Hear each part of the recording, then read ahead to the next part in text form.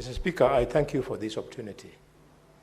This morning, just like you have seen this afternoon, we have sat through the embarrassment of senators exchanging with the chair when the chair directs that they leave the chamber. In fact, we lost 10 minutes in the morning because the senator affected refused to go. Mr. Speaker, this is an embarrassment. Those of us who are sufficiently experienced, we've never seen it in this House. Can you find a way of restoring the dignity of senators and the Senate so the senators don't come here thinking they are coming to prove their mancho? Once they have broken the rules, they go out. Mr. Speaker. Honorable Senators, the dignity of this House rests in your hands. I'm your Speaker, I'm not your prefect. I'm here to coordinate and facilitate debate. If you decide to be belligerent, the only thing I can do is to ask you to leave the chamber so that you allow your colleagues to continue with debate and the business of the House. So the dignity of this House shall not be brought about by the number of senators we ask to leave. And that's why I'm very restrained in asking a member to leave the chamber. I'll always caution with the hope that a member will see the need to behave in a manner that befits the title of an honorable senator. So let's help each other, help the chair, and also help you by conducting and facilitating debate, because that is what you're elected to do, to come to this chamber and debate matters of national concern. If you're going to belittle ourselves to the kind of things that the Senator for Kakamega has just alluded to, then honestly, we are really belittling the dignity of this chamber. So, honorable senators, let us uphold the dignity of this House by the way we carry ourselves. Senator for Kisumu, you may proceed. Thank you, Mr. Speaker. Mr. Speaker, the amendment proposed is to the recommendation number 2 in the report, and it reads as follows, Mr. Speaker, that the decision and resolutions made by the impeached Speaker and members of the County Assembly that convened outside the gazetted presence of the County Assembly are null and void, because they are, Mr. Speaker. Secondly, I propose that an amendment be carried as follows, that the Ethics and Anti-Corruption Commission investigates appropriation and spending of public resources by the impeached Speaker of Nyamira County Assembly and a group of members of the County Assembly that held meetings outside the gazetted presence of the County Assembly. And lastly, Mr. Speaker, I propose that the clerk and the County Assembly surcharges and recovers all allowances and funds paid to the impeached Speaker and the group of members of the County Assembly who conducted business outside the gazetted presence of the County Assembly, Mr. Speaker. We cannot afford to have 2 assemblies and 2 speakers, Mr. Speaker. Thank you. Mr. Wambua, can you second?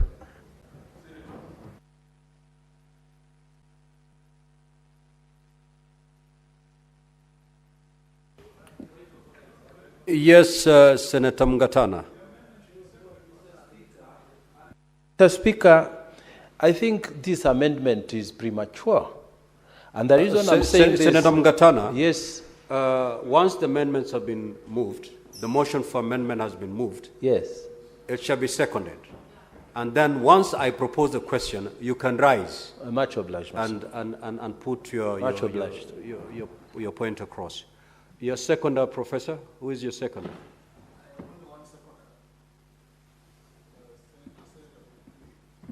You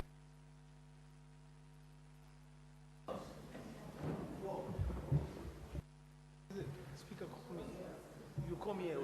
Yes, Senator Enoch, you're the seconder, I presume. Thank you, Mr. Speaker. I have been called upon to second this motion, the amendment to this motion, and Mr. Speaker, I stand to second. Mr. Speaker, as we second the amendment to this motion, let it be known to all of us in this house, that the county assemblies are what is referred to as regional parliaments in other jurisdictions. Institutions that have capacity to make laws and transact business for and on behalf of their respective governments. The Speaker, those assemblies, it can never be that a section of leaders in one assembly will decide that they are going to have a sitting in the office of a member of a county assembly and call themselves the assembly of that respective county and pass laws and appropriate funds for the executive, and then we sit here, the Speaker, and say that we are oversighting devolution. The Speaker, if we allow that to happen in Nyamira, it will happen in Tana River, it will happen in Kakamega, it will happen in Bomet, and before you know it, the Speaker, anytime that MCRs are able to marshal a quorum to do anything, they will appoint among themselves a Speaker, they will do what they want to do, they will appropriate, and they will say that they have done it as an assembly. The Speaker, assemblies have designated venues. And once a place is designated as the sitting of an assembly, there is a procedure of gazettement. To the extent that any business takes place in any place in the Speaker, that is not gazetted as a sitting of the assembly of any county, the Speaker, the business transacted in that place cannot be said to be legal business. The Speaker, I second. Honorable Senators, I will now propose the question. Majority Leader, kindly take your seat.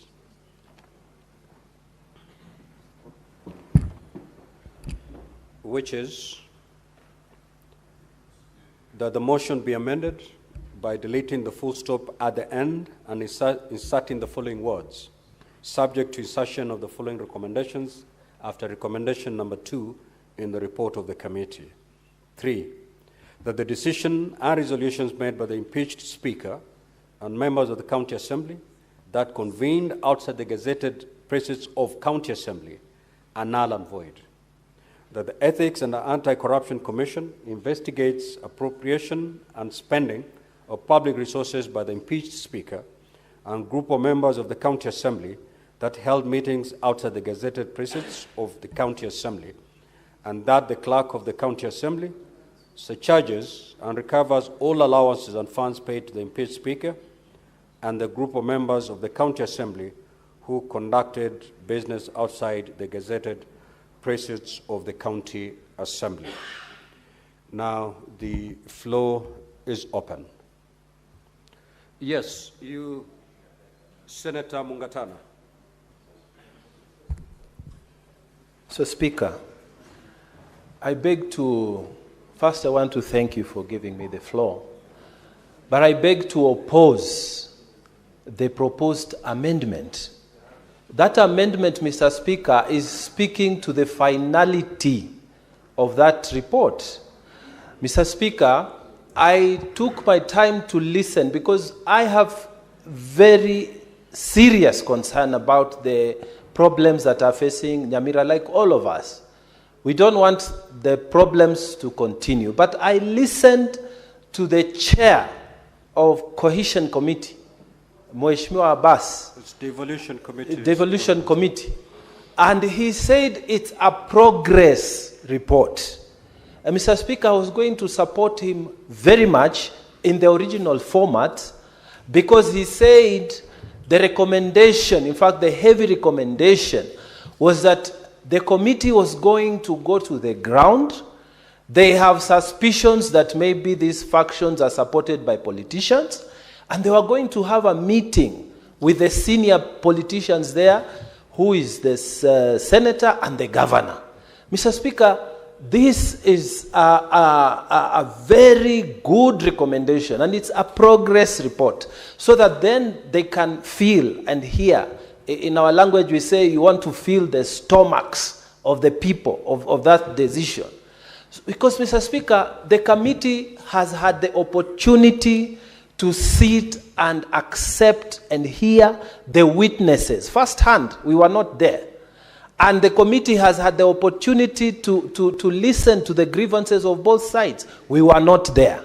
And the same committee, which is led by a highly respected senator, is saying, let us go and sit like elders. We talk to them. In fact, Mr. Speaker, I was going to suggest that during that meeting, there should be even maybe the religious community or elders to be involved, so that some form of understanding can be reached.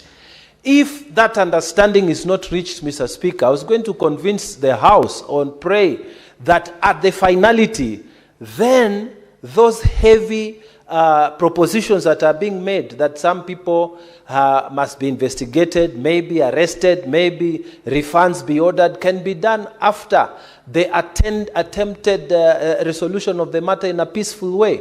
Mr. Speaker, political problems cannot be solved by courts. Political problems cannot be solved by EACC. This is a political problem, and the best way is this intervening committee to sit with them and talk. But, Mr. Speaker, when we say that now the other side must refund the money, the other side, all the meetings they have done are illegal and whatever, and yet the committee is just giving us a progress report, I think it's like the Senate is taking a position before even the meeting is convened. It's like the Senate has already decided. But the committee has not recommended to us that we take that position. And, Mr. Speaker, I don't know whether Honorable Senator for Kisumu, who is a member of that committee, I'm not sure. But the chair of that committee has spoken to the progress report. Mr. Speaker, I want to request honorable members, and I stood here to say it's premature. I'm just requesting, give them 1 week or 2 weeks. They will come back having made those attempts. There's nothing wrong with attempting a resolution. Mr. Speaker, those of us who practice law, we have been told many times that a bad consent is better than a good judgment. The best judgment that you can give is not like a poor consent. Even it's better to have a poor consent, but a consent between parties. Why can't we give the opportunity to the chair and his committee to go and attempt a political solution? Why are we in a rush, Mr. Speaker? I'm asking that we don't be seen to be partisan as a house. Let the committee go and attempt. And this amendment that is being introduced, it is a is finalizing this report. And that was not the intention of the chair. I listened to him carefully. So, Mr. Speaker, unless we are saying we have no confidence in what the chairman and the committee are doing, I think it is unfair to take a position at this time. Whether that position is correct or not is not what I'm saying. I'm just saying, let us give the committee an opportunity to go and listen, seek a political solution. Let us not take a position now on Nyamira, so that we can give all political players, maybe the religious groups, maybe the elders there, to give us a solution that will solve this problem once and for all. So, Mr. Speaker, I beg to oppose that amendment and ask that we let the committee go with the first form of the motion, that they go down to Nyamira and attempt a political solution. I beg to oppose. I thank you, Mr. Speaker. Senator Kajuang. Mr. Speaker, the person who represents the people of Nyamira in this House is Senator Okongo Mogeni. He's the one who moved the committee to carry out an inquiry on matters to do with the affairs of the Assembly in Nyamira County. And generally, when a senator escalates such matters to the Senate, we must take it seriously, because it would imply that he may have attempted all other methods of reconciliation and they have failed, and he has seen it fit to bring it to the Senate. Mr. Speaker, Senator Omogeni brought this matter to the Devolution Committee on the 1st of April 2025. I don't think it was a Fool's Day prank. It is 45 days later. We have an interim report, and it is not normal, Mr. Speaker, as you know, that when a statement is requested, that the committee reports back to the House. And I do believe that it's because of the seriousness of this matter that you allowed the committee to report back to the House by giving interim recommendations. Mr. Speaker, my concern is as follows. In those 45 days, since Senator Omogeni flagged this issue, laws are being passed in 2 different assemblies. Budgets are being processed in 2 different assemblies. Public participation is ongoing by 2 different assemblies. Withdrawals are being authorized from the County Revenue Fund, perhaps with the authority of 2 different assemblies. This Senate must put a stop to that nonsense, Mr. Speaker, because there's no better way to describe it. Even if this is an interim report, but we must put a stop to that absurdity.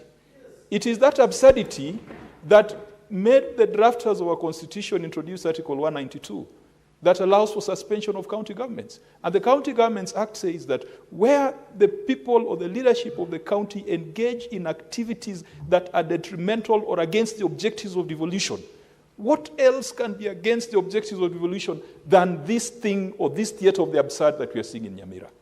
Mr. Speaker, I want to recommend that this House, even though this could be an interim report, but we must make strong interim recommendations. Mr. Speaker, I wonder how the control of budget is handling requisitions authorized by 2 different assemblies. There is a big problem, and I wish that Senator Ojienda would have had even a far-reaching recommendation on the control of budget to stop authorization of withdrawals from an assembly that is not recognized in law. And so, Mr. Speaker, if we are going to go with the persuasion of Senator Mungatana, then Senator Abbas must convince us. This matter has been in his committee for 45 days.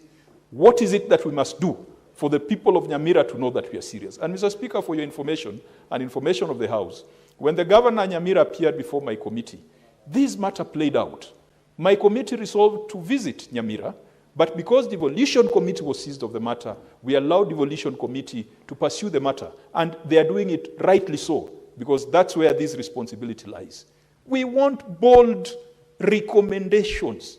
Even if the committee is visiting Nyamira tomorrow, but we must put a stop to the leakage of public resources through illegal activities that are being perpetrated by actors in Nyamira. It is for that reason, Mr. Speaker, that I would support these interim recommendations as proposed by Senator Ojienda. But the devolution committee must also move with speed, because if we cannot solve this matter in Nyamira, Mr. Speaker, then this House is as good as useless. Mr. Speaker, I support. The Senate Majority Leader.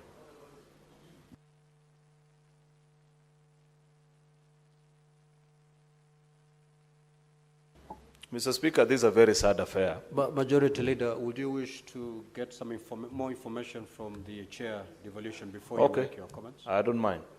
Proceed, Senator Bass. I want to inform the House. This issue seems to be taking a lot of interest. And I think we did what we said is progressive report. We do not finalize the situation. 2, Honorable Speaker, we have a gazette notice that was gazetted. The venues, what they call Bonge Mashanani. That all the areas that these people are sitting has already been gazetted. Outside there, the respective place for the assemblies. 2, we ask the same questions what Honorable Jung is saying. The control of budget. The control of budget said she does not deal with assemblies. She deals with the finance committee, the finance department of the county, the CEC counties, and that's why she released the fund. So I think I'll ask this House to be patient, because I can see there's a lot of interest and a lot of influences in this issue. Because this is the second time now, before the report is finalized, it's being changed. Otherwise, we can be told we can withdraw, and then other people can take it over. So, if they Chair, feel that are you giving information or you? I'm informing giving an you. opinion? I'm informing you, Mr. Speaker. This issue has developed a lot of interest in this House. So the committee should be. Senate Majority Leader, you may decide to use that information. Honorable, let the Majority Leader let us make progress. Majority Leader, let's Mr. Speaker, let's make progress. I have listened to the chair of Devolution Committee, a member that I hold with so much respect, together with all the 9 members that serve in that committee. But I must look them straight in the eye and tell them that you have failed this House. You have failed this House because, honestly, Senator Abbas, for 45 days, 1 to 45, 1.5 months, a colleague of yours has walked up to you and told you that there is an absurd situation in my county where 2 sittings are happening and both are purporting to be the county assemblies of my county. Surely, what will be more urgent? Many times we walk up to each other as colleagues and request that intervene in matters that affect the citizens that we represent in this House.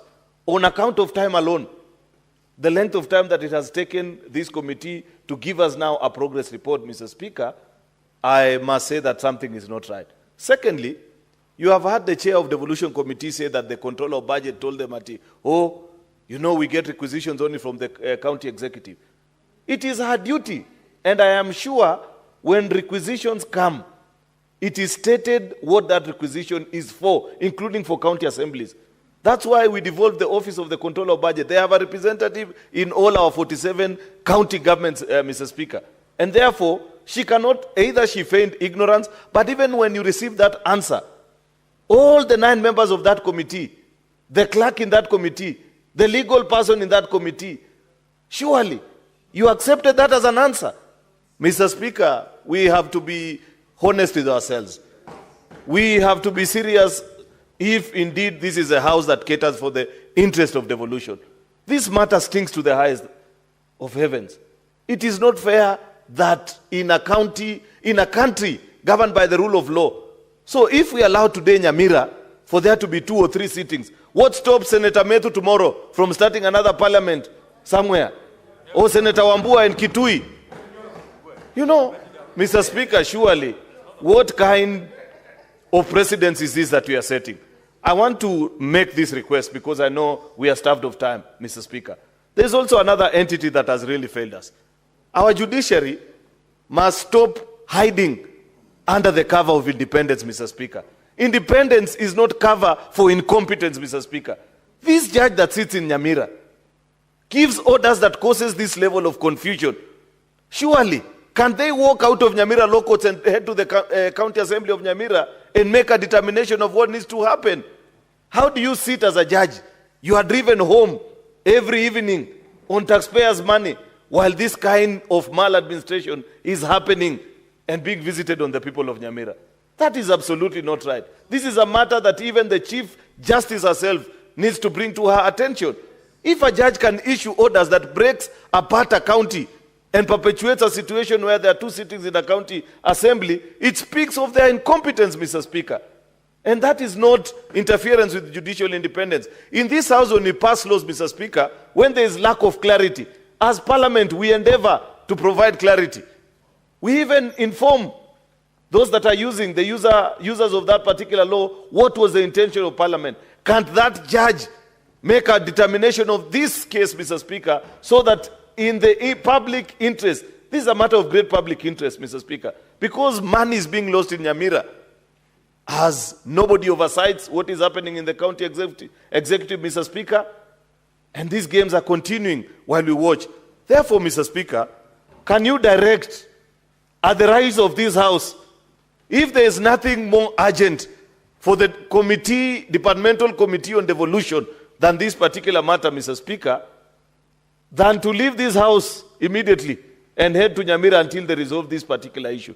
Because, Mr. Speaker, honestly, if it has taken 45 days and they are telling us, you are giving us a progress report, Senator Abbas and your team, you cannot be proud of yourself.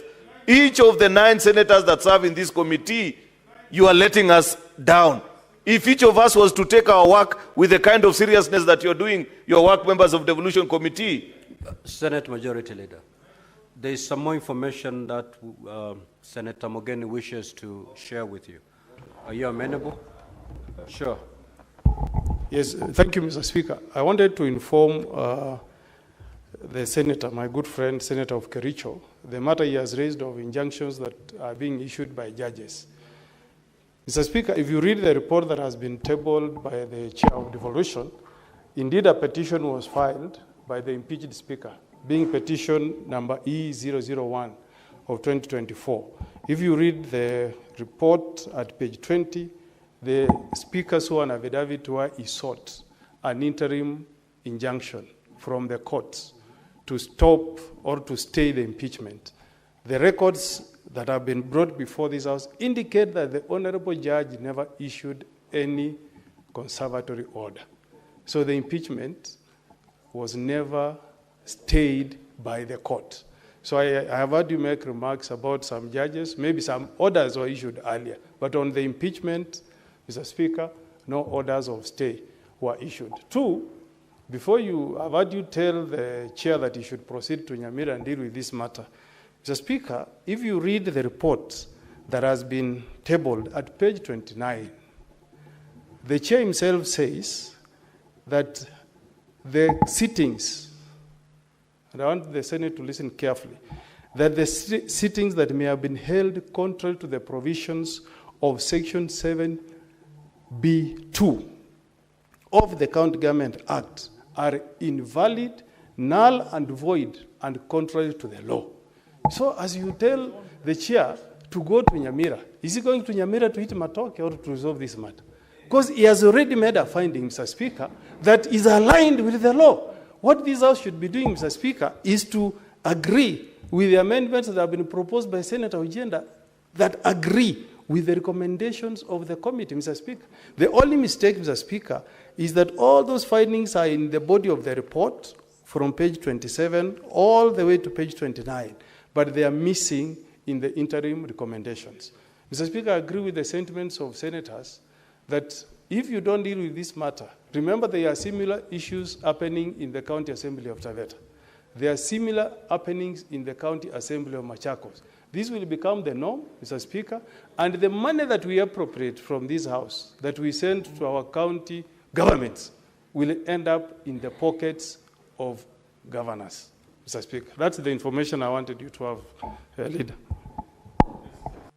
Proceed. Just to conclude, Mr. Speaker, that's very useful information. And you know, that's a handicap that we suffer because I've tried to locate the report on our tablets. I couldn't find it, Mr. Speaker, because now we have to respond based on what we've had the chair say. I listened to the chair and I think he made reference to certain orders. If that is the case, as Senator Mogeni put it, Mr. Speaker, then I hold back my comments on what perhaps need to happen with regards to the, what the judiciary has done about this. Lastly, Mr. Speaker, if you think this situation, as Senator Mogeni is saying, is about to get worse, bear in mind that we have already passed a law in this House, Mr. Speaker, granting financial autonomy to county assemblies. This situation will even be worse because at that point, Mr. Speaker, then the county assemblies will actually be making the determination of how to spend these particular funds. Imagine a situation, Mr. Speaker, where you have two county assemblies fighting over a particular pool of funds, Mr. Speaker. It will be undesirable, and that's why I have said with tremendous respect to Senator Abbas and the team at the Devolution Committee, on account of time, how much time you have taken to resolve this issue, I feel you could have done this House better. It's really unfortunate that 45 days later, we have an interim report with no mention, even from, because I was waiting to hear what will be the final conclusion of this matter and by when. I just heard the chairperson say that you're planning to visit and we'll come back with this particular report. Mr. Speaker, can you maybe, in your wisdom, and even as we try to resolve this particular, seek audience, either for the committee or for the committee of the whole, with the controller of budget. Like I have said, of all the absurd things that have been said, it is the revelation by the chair that the controller of budget says that because she receives exchequer request from the county government, she cannot determine which function of the assembly is benefiting from these funds. These funds is not sent to anybody in the county assembly. Mr. Speaker, because she is a key player in this dispute. And I'm beginning to wonder, Senator Onyonka, given that the control of budget comes from this particular county, could she be complicit in the conflict, Mr. Speaker? I'm just wondering. Therefore, Mr. Speaker, I think that is something that we need to make a determination on. I know many colleagues want to speak on this matter. Therefore, I'll end it at that. I thank you. Senator Faki. Mheshimiwa Spika, mimi pia Now, nijiunge. honorable senators will take 2 from this side, 2 from this other side, and then we will put this to a vote. Mheshimiwa Spika, pia mimi nijiunge na maseneta waliotangulia kuchangia mjadala huu kwamba ni makosa yale yanayoendelea kule katika kaunti ya Nyamira. Mheshimiwa Spika, huu mswada ulipokuja mara ya kwanza, hili swada lilipokuja mara ya kwanza kabla ya kamati kuambiwa ichunguze, kulikuwa na umuhimu wa kwamba hili swala limeingia katika hali ambayo si ya kupendeza, kwamba kuna mabunge mawili katika kaunti ya Nyamira ambao yanatoa sheria ama mwongozo tofauti kwa serikali ya kaunti ya Nyamira. Na Mheshimiwa Spika, lawama pia lazima ifike kwa gavana wa kaunti hiyo, kwa sababu gavana wa kaunti ile ndio kiongozi ama ndio mkubwa ama msimamizi wa mambo ya kaunti nzima. Kwa hivyo japokuwa serikali bunge la kaunti lina nafasi ya kufanya maamuzi yake kibinafsi, lakini masuala yote yanakwisha katika meza ya gavana wa kaunti ya Nyamira. Kwa hivyo Mheshimiwa Spika, ni aibu kwamba hata kamati baada ya kwenda pale bunge zile mbili hazikuweza kukaa chini na kuamua ni ipi ni bunge ya sawa. Kwa hivyo Mheshimiwa Spika, tukiacha swala hili liendelee, nafikiri litaenea katika bunge zingine, vile vile itakuwa ni shida sasa kuweza kulitatua, kwa sababu kila mtu ataona kwamba atakuwa na haki ya kutoa Kenya gazeti kwamba watakaa mahali fulani, baadaye wakae mahali fulani, huku wananchi wanapata shida na pesa za umma zinaendelea kufujwa. Kwa hiyo Mheshimiwa Spika, ipo haja ya swala hili kutatuliwa kwa haraka, kwa sababu ikiwa koti imesema kwamba hakuna amri ya kuzuia kubanduliwa kwa yule spika ambaye alibanduliwa na yule spika mwingine tayari ashaapishwa, hakuna sababu ya kuwa na mabunge mawili. Amebanduliwa. Kwa hivyo nasubiri mahakama mpaka atakapomaliza kesi yake. Mheshimiwa Spika, tukiliacha swala hili, siku nyingine tutasikia kwamba kuna naibu wa rais amefungua ofisi mahali fulani na anafanya kazi ya nchi ya Kenya. Asante. Na wabunge wake wanafanya kazi hiyo. Asante Mheshimiwa Spika. Lastly, Senator Boni. Thank you, Mr. Speaker. Now, honorable Mr. Speaker, senators, we are debating on the amendments. You'll have an opportunity to debate the report. So we have, I have the dashboard. So we are going to handle the amendments, and thereafter, each one of you will have an opportunity to contribute to the report. Proceed. Mr. Speaker, what is begging in this issue, even if one is speaking to the amendment or the main report, is action. Action, Mr. Speaker, and I would like to appeal to my brother, Senator Omugeni, the Senator of Nyamira. Politics being what it is, Mr. Speaker, it's quite clear that the two bulls of Nyamira, the governor is controlling one house, and maybe the other bull, Senator Omugeni, is controlling the other assembly. It is on this backdrop, Mr. Speaker, that I appear... What is your point of order, Senator Omugeni?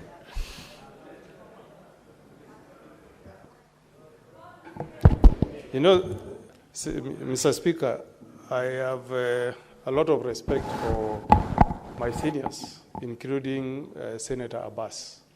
You know, Senator Abbas made a statement, and I've read through the report. He made a remark to the effect that one group is controlled by a governor and another group is controlled by a senator. I've read the report that he has tendered before this House from page 1 to page 30. I don't feature in that report. So that statement is not factually correct, and that misleading information, Mr. Speaker, is being repeated by Senator Halwale. Mr. Speaker, if you read their proceedings, I don't aid any faction of the County Assembly, Senator Halwale. I have no interest in causing 2 sittings to happen in the County Assembly of Nyamira. In fact, if that was my interest, I would not have brought this statement to this House. So I want that to be dispelled, Mr. Speaker, so that we don't speak on matters that cannot be substantiated, matters that would be contrary to our standing orders, because Senator Halwale may be imputing bad motive on my person as Senator of Nyamira that I want to cause 2 sittings. That's not the case, Mr. Speaker.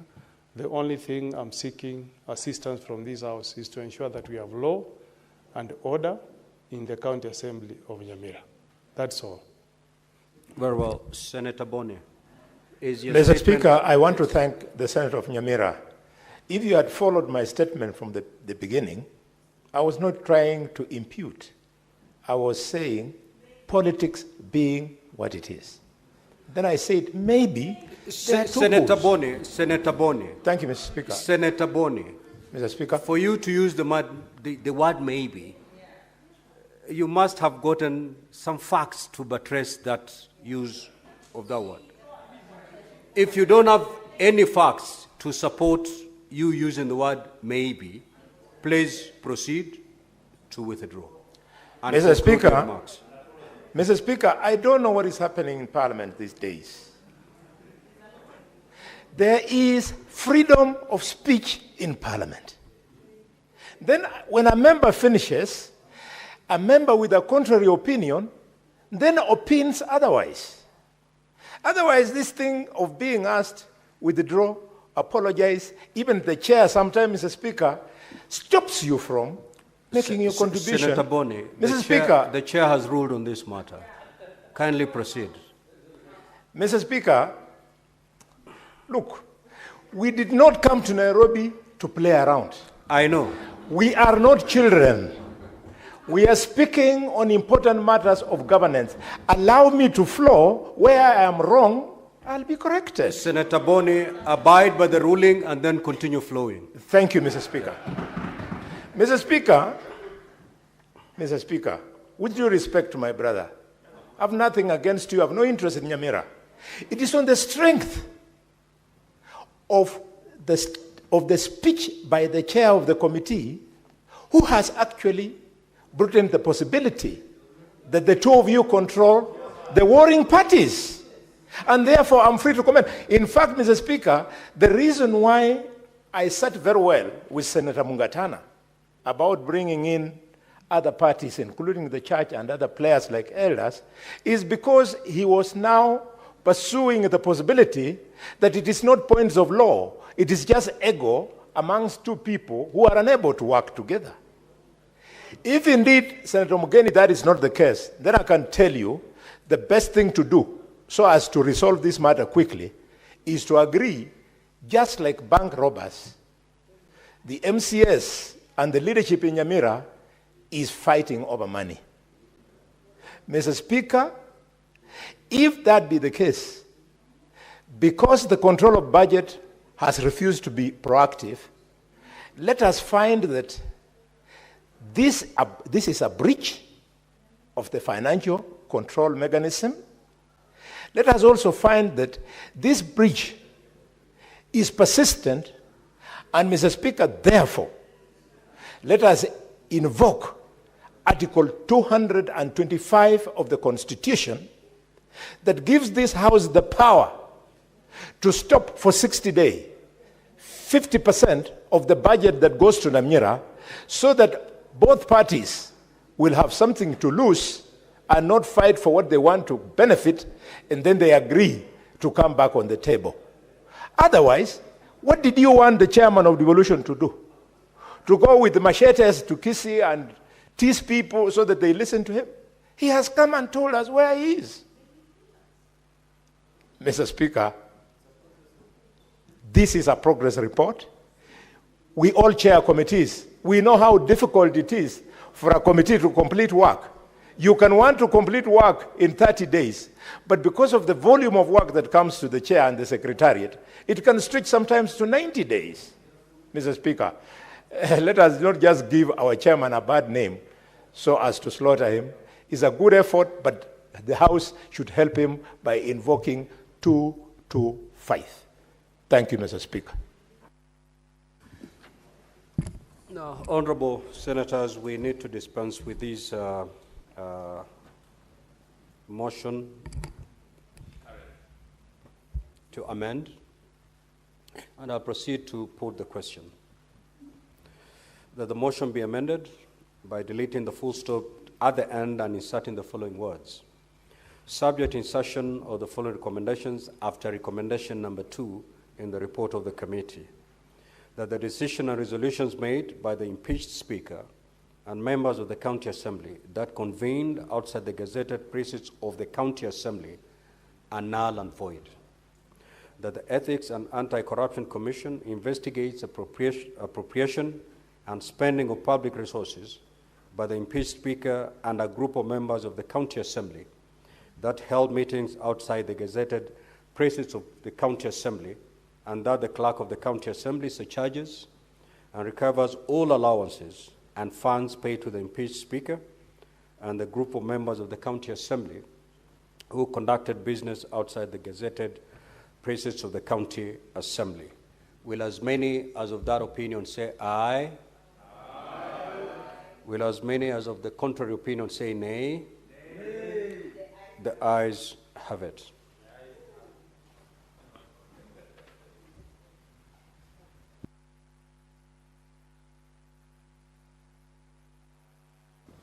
Now, honorable senators, we are now going back to debate the original motion as amended.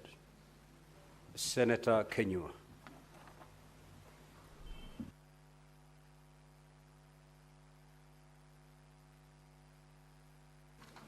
Asante Bwana Spika kunipa fursa hii. Bwana Spika, kwanza kwangu nikianza kulivulia njuga mswada huu Bwana Spika, yakiwa na marekebisho. Bwana Spika, ni jambo la kuvunja moyo sana. Ukitembelea gatuzi unapata iko na maspika wawili, iko na maklak wawili, na iko na vikao viwili Bwana Spika. Ilhali ni gatuzi moja.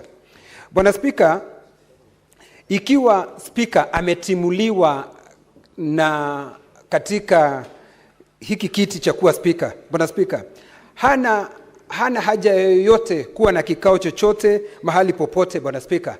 Lakini Bwana Spika, hata tukiwa tunasema namna hiyo, nimeangalia nikaona ya kwamba kuna hizi sehemu ambazo kwa lugha ya Kiingereza wamesema zimegazetiwa Bwana Spika, ambazo zinapaswa kutumika kama vikao maalum.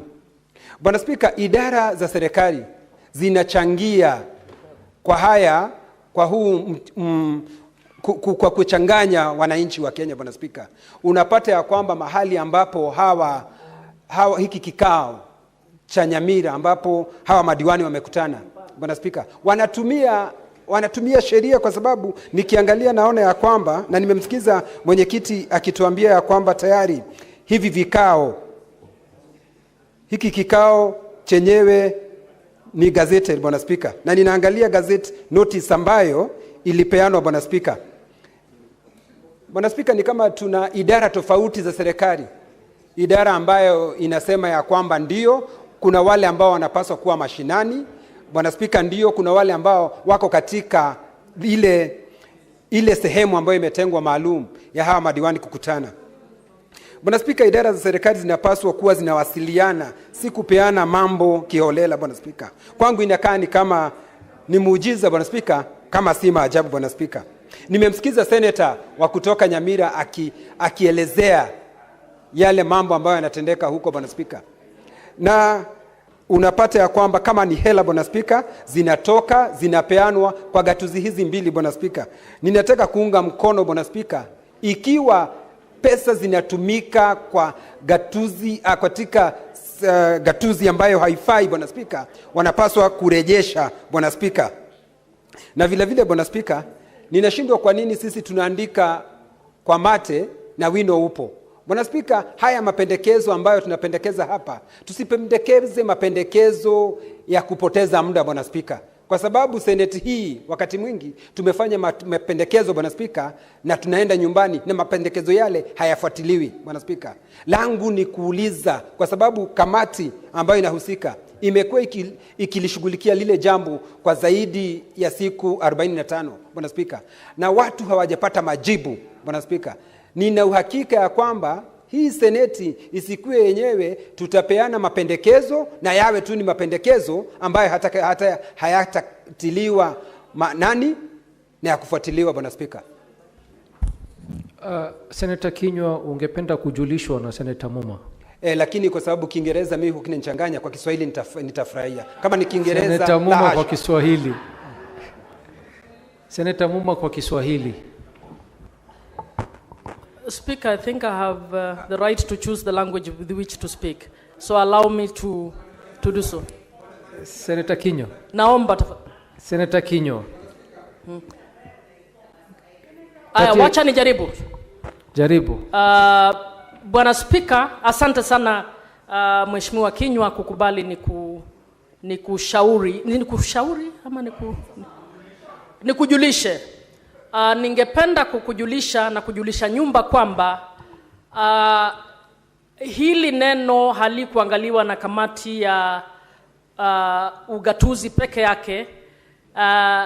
Bwana Spika ama mwenyekiti aliamuru ya kwamba kamati ya justice, kamati ya sheria, uwiano na haki za binadamu iangalie mambo ya kisheria ambayo yanahusiana haya mambo ya Nyamira. Kile ambacho hatujaelezwa leo ni kama hiyo kamati imemaliza hiyo ripoti, kama kamati imetekeleza vile mwenyekiti alisema. Sio vizuri tuendelee kashifu kamati moja na hatujapata ile ripoti ya kamati ya pili. Asante sana. Asante Bwana Spika.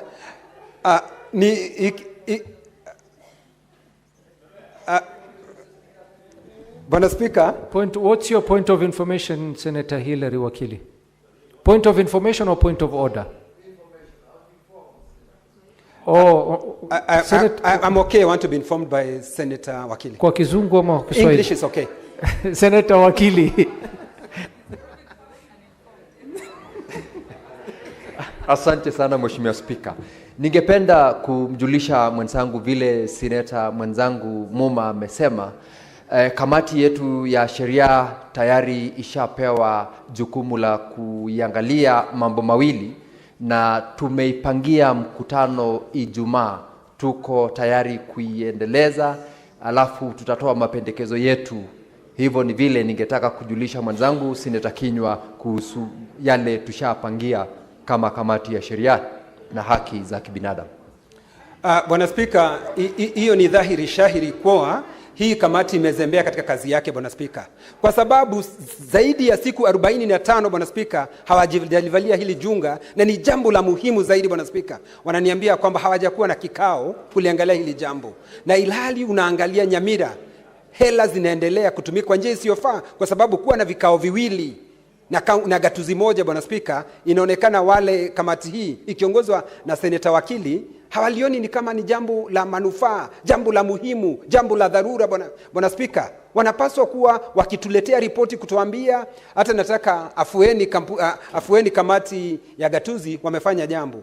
Kamati ya sheria haijaliangalia Bwana Spika, na wao ndio wanapaswa kuwa kiliangalia. Bwana Spika, nikimalizia nataka kusema ya kwamba naona gazette notice ambayo ni ya tarehe 23 Novemba mwaka wa 2024 ambayo inasema ya kwamba wamekubali kuwe na vikao mahali kunaitwa Masaba North Sub County, Nyamira Sub County Office, Manga Sub County Office, Borabu Sub County Office. Bwana Spika, ndiposa ninauliza kwa nini idara za serikali zinakubali mambo kama haya yakitendeka? Bwana Spika, nashukuru na naunga mkono ya kwamba hivi vikao visitishwe na tuwe na kikao kimoja ambacho kinakubalika. Bwana Spika, nashukuru. Senator Enoch Wambua. Speaker, I have a big file here, so I need some surface.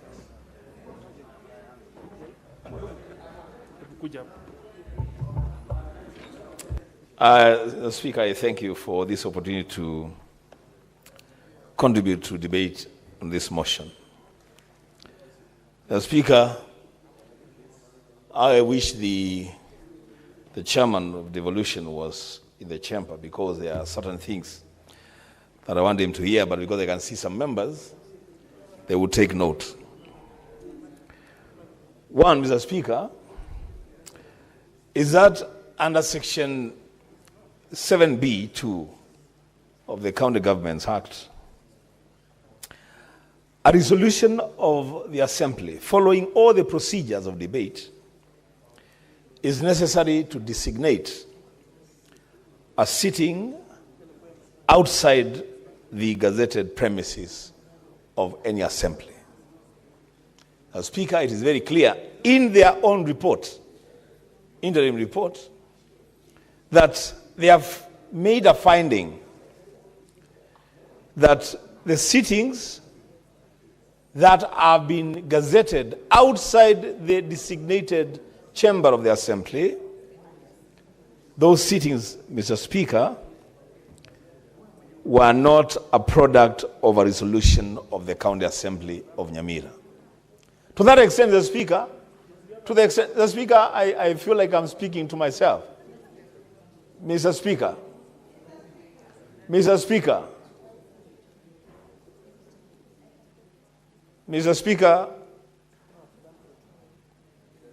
I find it difficult to continue with my contribution.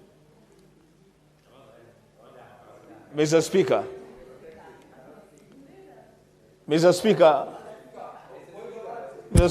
yes. Mr. Speaker, I'm finding it difficult to continue with this submission because... Senator Hillary, what is your point of order? Mr. Speaker, I want to help the Honorable Chair to manage Honorable Senator Olekina and the minority leader who are entirely disrupting the proceedings that Wambua is doing. We desire to listen to the Honorable Senator as he submits, as well as the Chair to coordinate and manage the House. Are they in order for them to continue consulting the Speaker when the Speaker is speaking to the House? Thank you, Senator. Senator Wambua, please proceed with your submissions. I'm just consulting with the leadership of your side on a matter which touches on your side. No, you can proceed. I can multitask. I can multitask, Senator Wambua. I don't doubt that, Mr. Speaker. The only problem I have with that, Mr. Speaker, is that the chair of the committee is not in the House. So I want to address the Speaker. And Mr. Speaker, one of the issues that we are dealing with here is different assemblies in one assembly. I'm seeing a semblance of the same thing as the Speaker. So, Mr. Speaker, if it is possible that because the consultation is important, I can sit back and wait.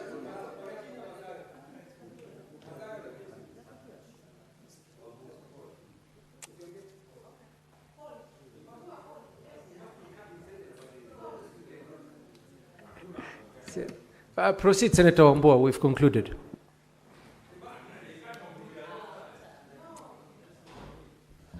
But what we are doing, Mr. Speaker, is not right. Let's just go on record. I think what we are doing is not right. Honestly. What is happening is not right.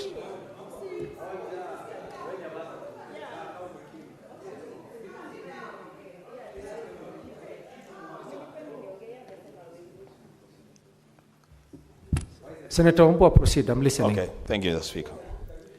That's okay, Mr. Speaker. Mr. Speaker, so what I was saying is that the Assembly needed to pass a resolution for there to be sittings outside the designated chamber of the County Assembly of Nyamira. The Speaker, in the findings of the committee, in their interim report, the Speaker, the committee has found that that resolution was not granted.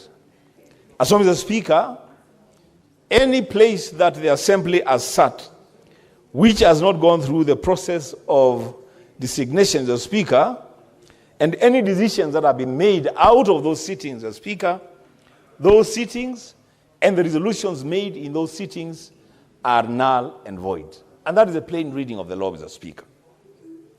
Secondly, Mr. Speaker, I want to take serious issue, and I will be the last person to impute any improper motive on any person, any leader, or any committee. But, Mr. Speaker, I want to take great exception to the way this matter has been handled by the Devolution Committee. In all due respect to the committee. In all due respect to the committee. Mr. Speaker, this is a very serious issue. This matter portends an existential threat to devolution as we know it. And you see what has happened is that now county assemblies are borrowing from what is happening in Nyamira. I stand here, Mr. Speaker, to inform this House that in the county assembly of Machakos, something very funny has happened. The MCRs move a motion. They want to impeach the Speaker. There is chaos in the assembly. And the Speaker from our office writes a letter closing the assembly indefinitely. Mr. Speaker, now as we speak today, the county assembly of Machakos has been closed, Senator Mugatana, indefinitely by a letter from the Speaker because he was facing impeachment. Honorable members, I would have expected that this committee, and I said I don't want to impute any improper motive on any senator, but members, this through the Speaker, this committee plays such a crucial role in the success of devolution that the Speaker allowing such things to happen. Today it is Nyamira and Machakos. As I said, you don't know what is going to happen to Nyandarua tomorrow. You don't know what is going to happen to Bomet the day after tomorrow. As Speaker, this committee of devolution of the Senate must make serious recommendations and apply themselves to the situations that they face on the ground in as far as devolution is concerned. As Speaker, lastly, I want to say this. I have heard that the committee wants to go back and have sessions with the governor, also wants to have a session with the senator, who is actually the leader who brought the question to this House. And I'm wondering, Mr. Speaker, what kind of appointment does the Committee on Devolution need with the Senator of Nyamira to deal with the matter of Nyamira County Assembly? It never occurred to me that the Senator of Nyamira is so inaccessible that the committee has got to make an appointment, take more than 45 days to have a sitting with him to discuss a crisis that is happening in Nyamira. Mr. Speaker, I think a time has come that all of us, including myself, must begin to take the business of this Senate a lot more seriously. For a chairman to put it on record that 45 days later, he's planning to meet the Senator of Nyamira and discuss the issues of conflict in the County Assembly of Nyamira, Mr. Speaker. It's a slap on the basic intelligence of the people of Nyamira and the senators in this House, Mr. Speaker. It should not be allowed to happen. There are some statements that should not be made by chairmen of committees, Mr. Speaker. And I'm saying I do not want to impute any improper motive on anyone. I just want us, all of us, Mr. Speaker, before we seek to be respected by the national executive and the county executives, Mr. Speaker, as a Senate, as committees of the Senate, we must respect ourselves. We must dignify ourselves before we can ask other people to respect us and treat us with dignity. Mr. Speaker, with those remarks, I support.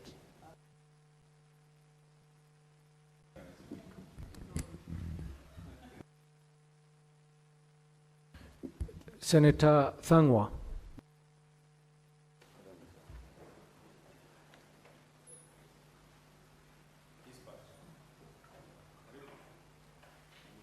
Thank you very much, Mr. Speaker, for the opportunity.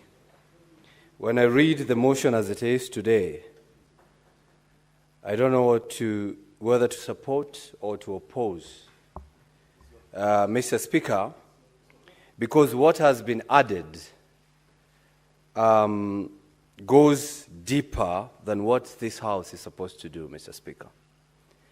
Mr. Speaker, I will be giving my full, whether I support or not support at the end of my contribution.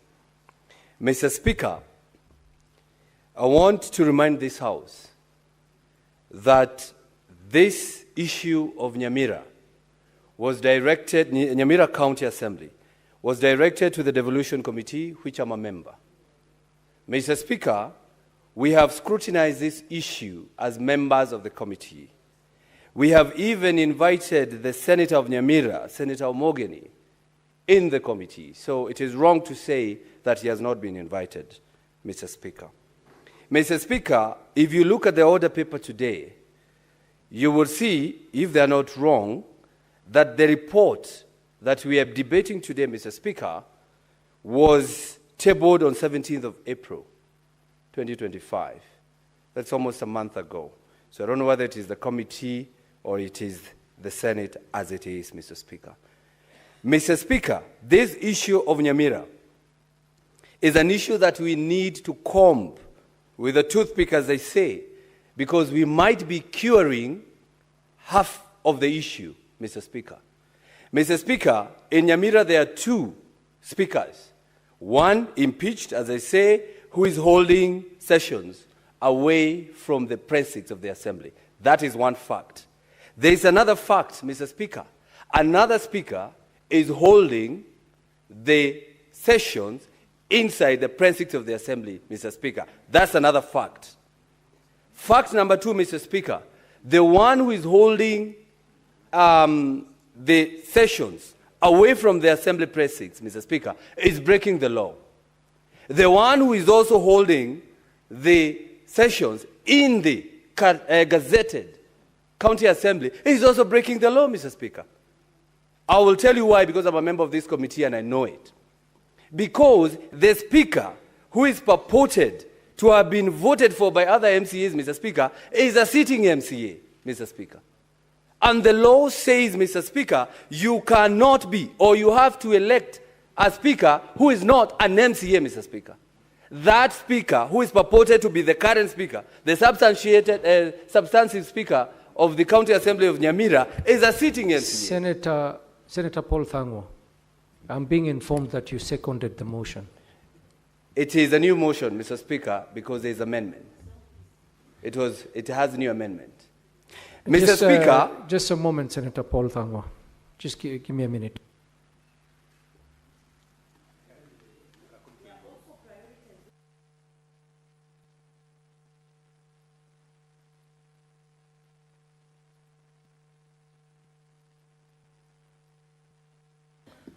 Senator Paul Thangwa, unfortunately, it is the same motion.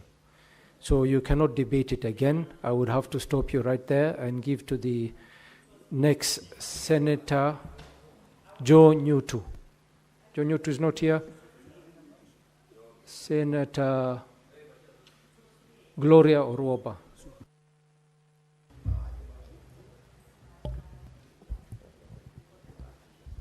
Thank you, Mr. Speaker. I rise to support this motion with the amendments that have been brought to the floor of the House. Mr. Speaker, I listened carefully to my colleague, Senator Mungatana, who said that we should not be quick to go in and recommend and do things before the committee is done. But Mr. Speaker, I want to remind this House that we are constantly saying that we do not want to be the morticians of things. We do not want to keep waiting until when things are done is when we are being called upon to do oversight over matters that have already been concluded. So, Mr. Speaker, this is actually one of the motions where we are going to set precedents as this House. As a House that is protecting devolution, a House that is ensuring that devolution works, I believe that the actions that we take in terms of the matter of Nyamira... Senator Roba, I'll just interrupt you briefly, if you can take your seat. I have a communication from the chair. Honorable Senators, I have been approached by the Minority Leader and the Senate Minority Whip seeking clarity on the suspension of Senator Eddie Okech during the sitting of the Senate this morning. Honorable Senators, I have reviewed its directions given by the presiding officer and further confirmed from the presiding officer of the exact direction that she had given. I have established that the suspension was for the remainder of the morning session pursuant to Standing Order number 121. I therefore admit Senator Eddie for this session. Thank you. Senator Gloria.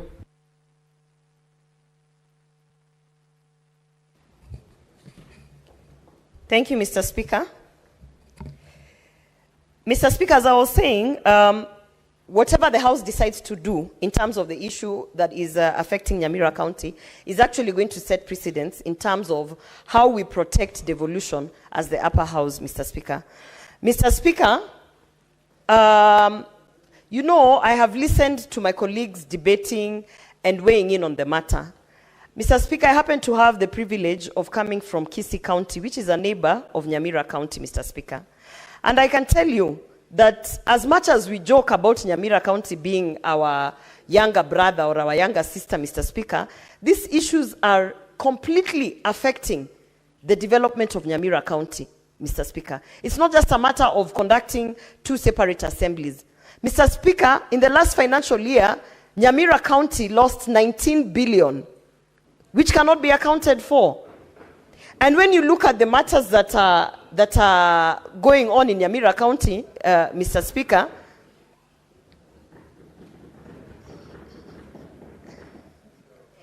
I don't know whether I should pause and wait for Senator Eddie to maybe give a prescribed apology now that he's back from his suspension.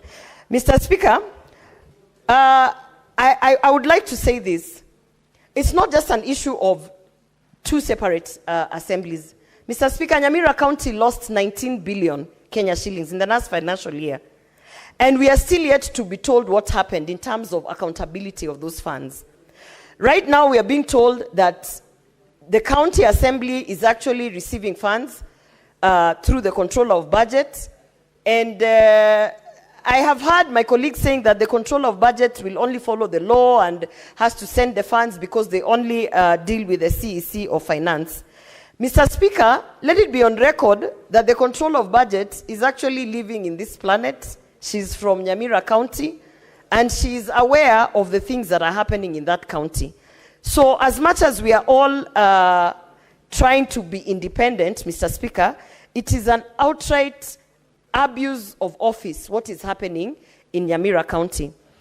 Mr. Speaker, one of the recommendations that I think which did not make to the amendments is that we should stop funding this county assembly until they put their house in order, Mr. Speaker.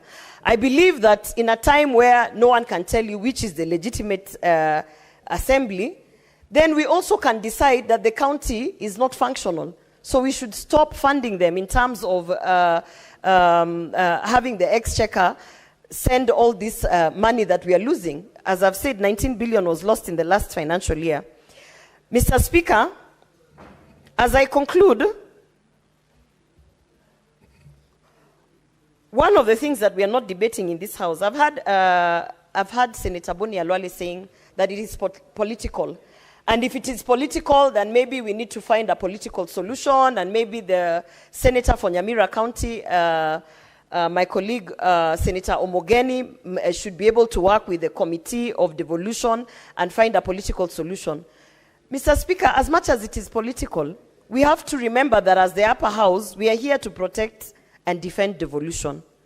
And at the point where that becomes an issue, then everything else has to be put aside so that we might be able to protect and defend devolution. So, Mr. Speaker, I want to support the amendments of this, I want to support this motion with the amendments.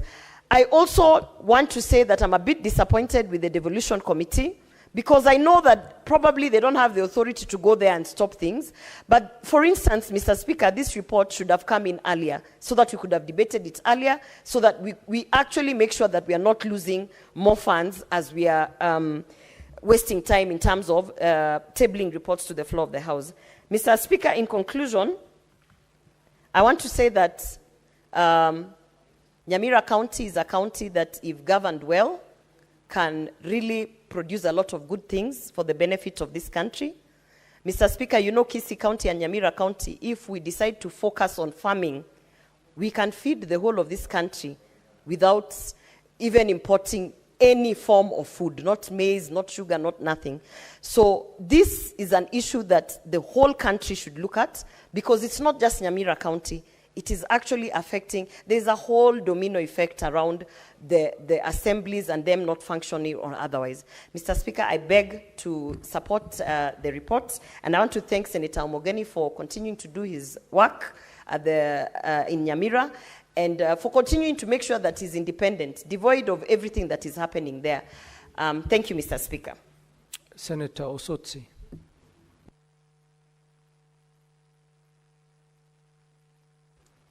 Thank you, Mr. Speaker. Mr. Speaker, the matter before us is very, very, very weighty.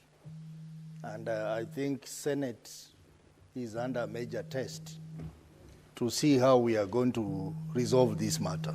Mr. Speaker, I have read the report by the devolution committee, and I think more should have been done, because there are instances of clear violation of the law, clear violation of law by both parties, which I think the committee should have done more to ensure that the law is upheld. Mr. Speaker, I think there is a serious problem with Nyamira County. As the chair of CPIC, I have had a lot of problems dealing with this county, and particularly the governor of this county. In fact, there are about 5 counties which, Mr. Speaker, they are in a category of their own when it comes to matters of governance, accountability, and transparency, where impunity rules. What we are discussing now, Mr. Speaker, this is impunity of the highest order, where people have decided to violate the law, people have decided to create their own law and operate in their own space. If you look at the history of this matter, Mr. Speaker, you realize that it started with the attempted impeachment process against the governor. Then it went to the speaker, and then it created the 2 parallel assemblies. And then they amended the standing orders so that they could carry out this impeachment. Mr. Speaker, the overall effect of all this is that there is no oversight in Nyamira County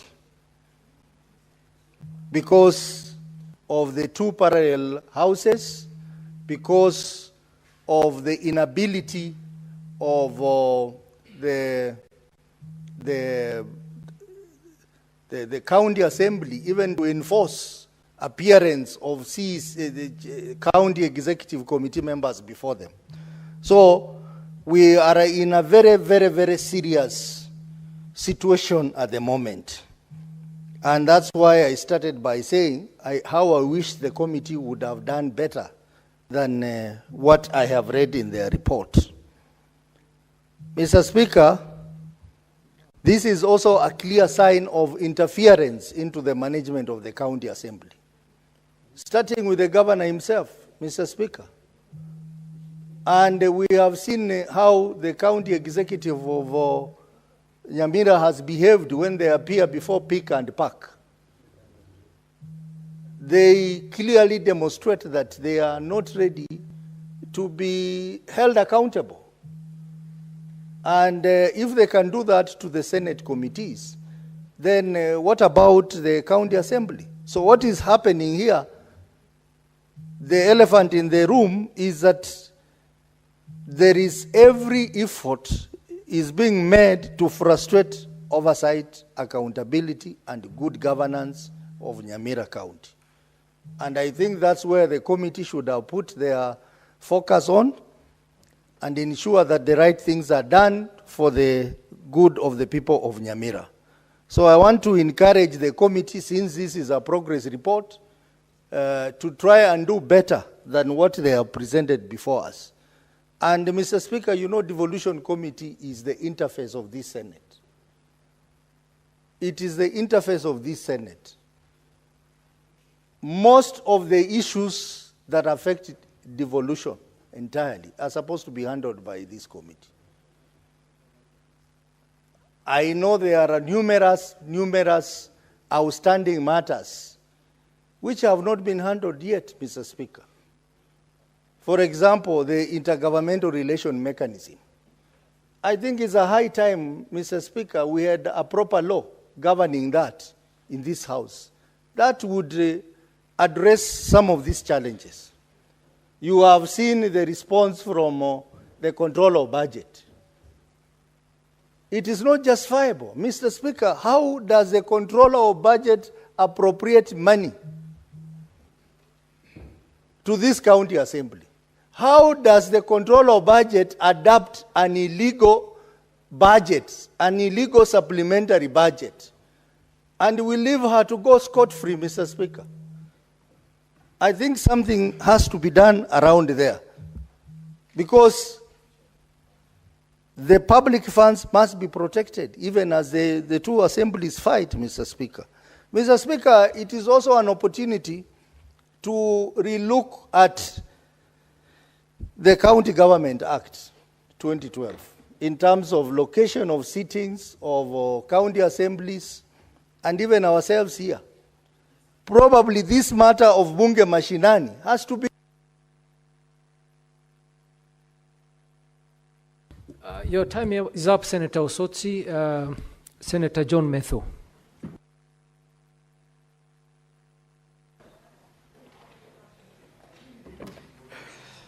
Thank you very much, Honorable Speaker, and thank you, Commissioner Joyce Korir.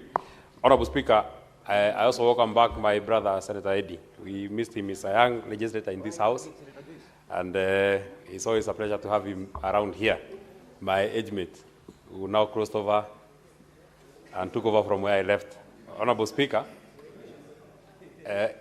he's a bit older than me. But, Honorable Speaker, first I would want to express my dissatisfaction and displeasure by a comment that has been made by the chairman of the committee, Senator Abbas. And I actually wonder whether there was a legal person in that committee, and they had a researcher who was advising that committee when the controller of budget said that there's no way he can be able to help stopping funds coming to the county assembly. And Honorable Speaker, unless anything has changed, for as long as I know, the way funds are appropriated and are withdrawn from the county revenue fund, requisitions are prepared by the clerk of the county assembly, and they are only transmitted to the control budget through the CEC. Honorable Speaker, there is no role of the CEC in as much as preparation of the monies that goes to the county assembly, Honorable Speaker, or requisitions that are going to the county assembly. There is no comma, there is no full stop that is added by the CEC, Honorable Speaker. So therefore, if indeed the control of budget wanted to help in ensuring that money is not misappropriated in the County Assembly of Nyamira. And this is not an isolated case, Honorable Speaker. She had the honors and the responsibilities on her. And Honorable Speaker, may I invite you to look at our Constitution, Honorable Speaker. Article 207(3), money shall not be withdrawn from a revenue fund unless the controller of budget has approved that withdrawal. Every money that shall be misappropriated in the County Assembly of Nyamira, the responsibility will be on the control of budget. Because it is the control of budget who will have released that money and who have allowed the withdrawal of these funds from the county revenue fund. Honorable Speaker,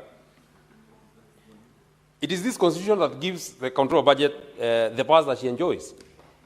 And I also want to draw your attention to Article 2285 of the Constitution of Kenya. Honorable Speaker, the control of budget shall not approve any withdrawal from a public fund unless satisfied that the withdrawal is authorized by law. Honorable Speaker, all the monies that are going to the county government of Nyamira, be it the county assembly or be it the county executive, Honorable Speaker, the control of budget must be satisfied. That is the leading of the law, Honorable Speaker. It's not me who wrote this constitution, Honorable Speaker. If anything, I'm just a farmer. There are many even better advocates in this house, Honorable Speaker. The control of budget must be satisfied. That is what the law is saying, must be satisfied.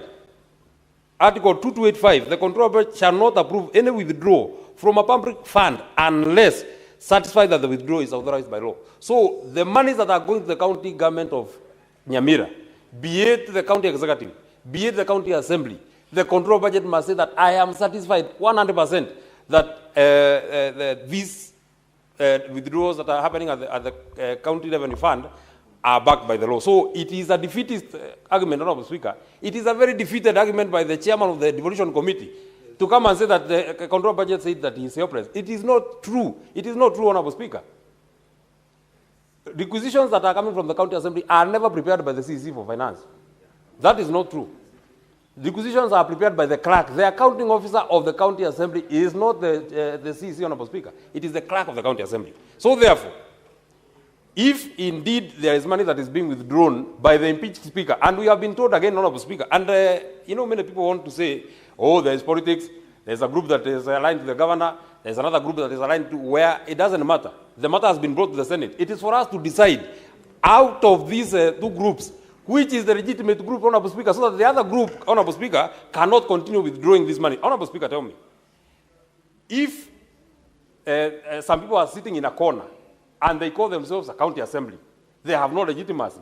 There is no court order that the speaker, or there is no conservatory orders that stayed the impeachment of the speaker, Honorable Speaker.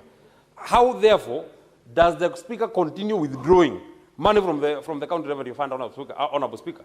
There is no explanation that the Committee on Devolution can give to this House, Honorable Speaker, and they don't require even to go to Nyamira.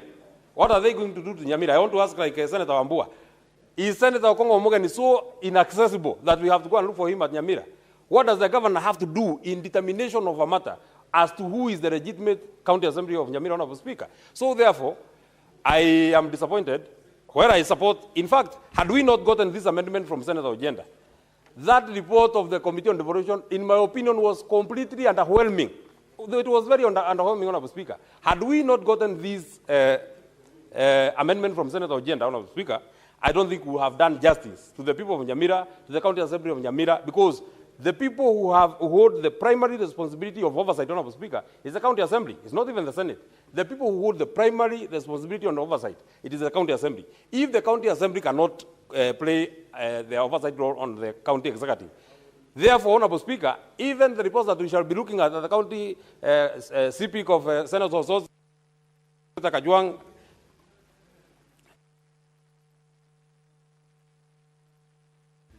Yes, Senator Margaret Kamar.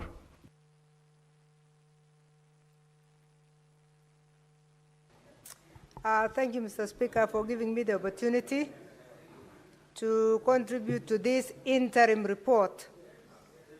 Mr. Speaker, may I confirm to the House that I'm a member of this committee and that I was present actually when we interviewed the team that came from Nyamira. Mr. Speaker, as Senator Tangwa said before you were stopped, we are dealing with two groups which were illegal, and I think we made those observations. Illegal in the sense that the original speaker was suspended, but there is nothing called suspension. So the members of the assembly were wrong to do the suspension. That was the first thing that we noted.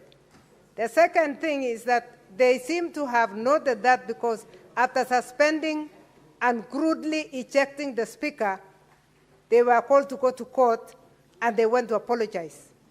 It was after the apology, Mr. Speaker, that they came back and did the right thing to impeach. Mr. Speaker, according to the standing orders of Nyamira, which are like our own standing orders, the Assembly has a right to impeach. During the impeachment, Mr. Speaker, actually they even invited the Speaker and allowed Okero to take care of himself, to defend himself. And after the defense, after it was done procedurally, he was actually impeached procedurally. What happened, which surprised the committee, is the fact that in the point of being impeached, this speaker who had been impeached went to court, and when he was given a small brief, although there was no ruling, because we went through the court statements, and there was nothing to give a stay, he actually took advantage and suspended the clerk. And that is how he came up with his own clerk, and the parallel group started emerging. At the same time, after the assembly, if you read the report, after the assembly had suspended, had actually impeached successfully, according to the standing orders, the speaker, they elected the deputy speaker to be the speaker. Remember, Mr. Speaker, the deputy speaker is a member of the county assembly. So we are dealing with another illegality because he was elected when he was still an MCA. So again, we have served as a committee that we are dealing with two illegal leaders. The impeached speaker started holding his meetings because he could not be allowed to come to the premises by the MCS who had elected their own speaker. Now, if you look at the recommendation, and I want to go straight to the recommendation so that the committee is not misblamed or blamed for the things that they didn't do. If you read our observations properly, we have brought issues out. But if you go to the recommendation itself, we made a recommendation, Mr. Speaker, and I dare say I'm the one who laid the report in this House on the 17th of April. We are being blamed for 45 days, but actually we brought this report in 17 days. 17th of April is when I laid the report on the table. It is this House that delayed, so the 45 days don't belong to us. That we did our work within 17 days, we laid the report, and we are waiting for our recommendations to be either accepted or rejected. These meetings should have taken place soon after the 17th. So for that reason, Senator Mogeni, and they are disrupting him now, it should come out very clearly that since we laid the report on the table of the House on the 17th of April, we cannot talk about 45 days. We gave our report on time. Now, after giving the report on time, we gave two very strong recommendations, which nobody is referring to in this House. Please don't blame the committee for what they did not do. What did we say? In recommendation number 1, we said pursuant to section 7B2 of the County Governments Act Gazette, whatever, the sitting of the county assembly be held at the county assembly premises. That was what we agreed. The second one. Give the senator 1 minute to conclude. Please give me 1 minute because I'm a member of the committee and I want to clarify two things. That is what we agreed as a committee. That's what we accepted. We wanted this House on the 17th to come and rule on Because if you had accepted, this communication should have gone to Nyamira, and the people of Nyamira should have been, the Assembly of Nyamira should have been in the right venue. Number 2 was that pending the determination of the court cases, the County Assembly resumes its normal operations in accordance with the Constitution. What is the Constitution? The Constitution is to use the right venue, and the MCAs have a right to follow the standing orders. In the standing orders, Mr. Speaker, there are 2 things that are very clear. Number 1, in absence of the speaker, because they didn't have a speaker, all the 2 of them were not had already been dismissed in our observations. They could actually have a member of the speaker's panel. So they had a right to move to the right venue and continue until we go back, because we wanted to visit and clear this thing with the Assembly. In fact, we are not talking of going to see a governor. A governor has nothing to do with the County Assembly. It is only a pity that the Comptroller of Budget was put in a very awkward situation, because the Comptroller of Budget came out clearly and said, it's ended. Your 1 minute is up, Senator Kamar. Senator Joyce Korir.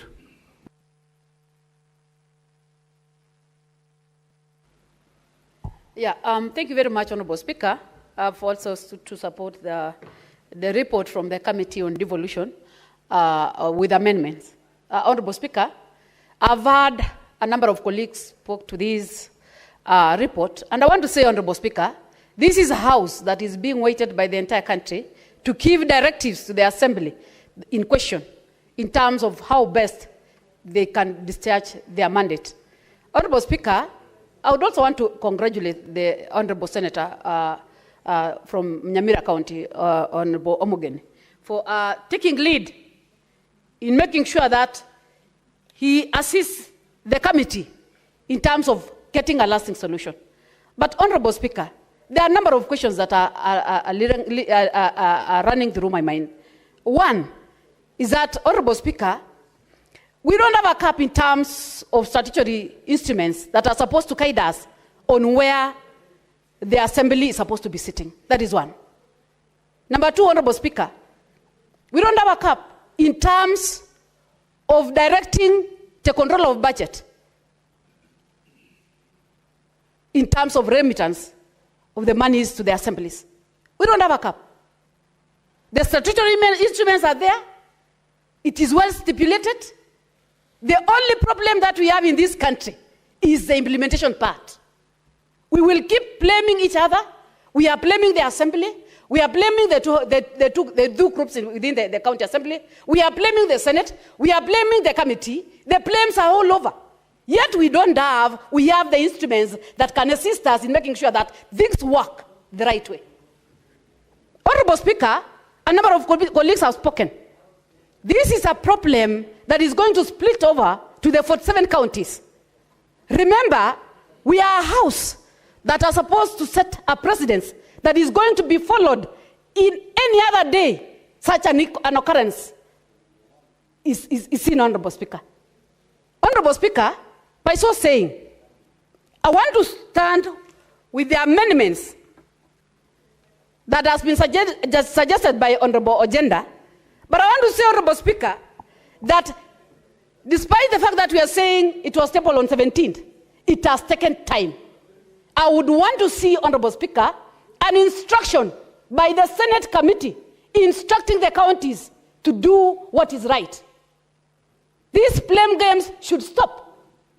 We are using public resources. We are mistreating the members of the public. We are crying day and night about the prudent use of the resources. It is high time that this Senate wakes up and do what is entailed to do. Honorable Speaker, it has been a blame game. Despite the issues that the committee is supposed to move to the ground, I was waiting to see a number of recommendations that are supposed to be undertaken by the county assembly. That is the only way out, Honorable Speaker. We are not talking here to please one another. We are not just talking because we want to debate. We don't want just to be seen because we are a Senate House that is in charge of devolution. We need to see actions taken. We need to see a serious recommendation by the committee to make sure that things work the right way. So I don't want to say much, Honorable Speaker. I just want to say that I would ask the committee to still relook at this thing. Let's work. 45 days is a long day. This is something that needs to have a time frame because it is affecting the members of the county assembly, it's affecting the residents of Nyamira County, it's affecting the name of the Senate and the role of the Senate. Thank you, Honorable What's your Speaker. point of order, Senator Mungatana? I really didn't want to intervene, Mheshimiwa Joyce, because she's a great senator. But Mr. Speaker, is she in order factually under 105 to suggest that the report stayed for 45 days, yet a member of this committee has clarified that they tabled it within 17 days and they acted very swiftly, and it is this House and the SBC that did not bring it for debate. And now they have changed everything to say it's 45 days, the committee, they have crucified them unfairly. And I thank Professor Kamar for bringing the truth to this House, Mr. Speaker. Is she in order? Senator Senator Joyce Korir, before you proceed, I will allow you to proceed. But the point of order raised by Senator Mungatana is a valid point of order. Senator Kamar was the speaker just before you rose up, and she clarified on the matter of 45 days. And I think it was for the benefit of the House, and it was to guide the House, not to keep referring to the 45 days as something that was done by the committee. So could you please withdraw that and continue with your submission?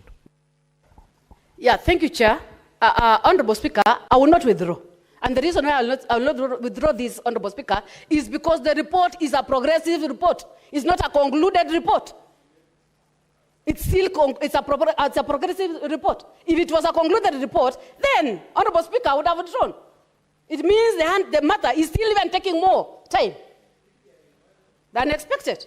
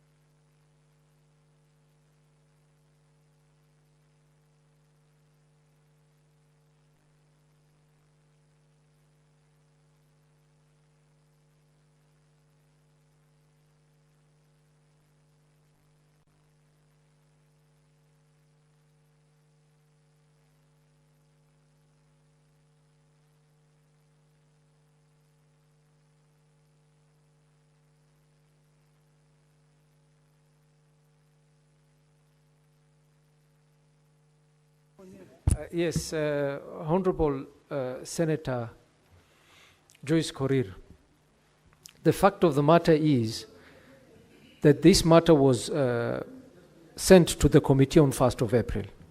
And on 17th of April, they came back to the House to make a progress report, and then thereafter we went for recess. So 45 days have not actually lapsed. In that order, The point of order that Senator Mungatana rose on and the clarification that was given by Senator Professor Kamar would have guided you in not falling into that trap of 45 days.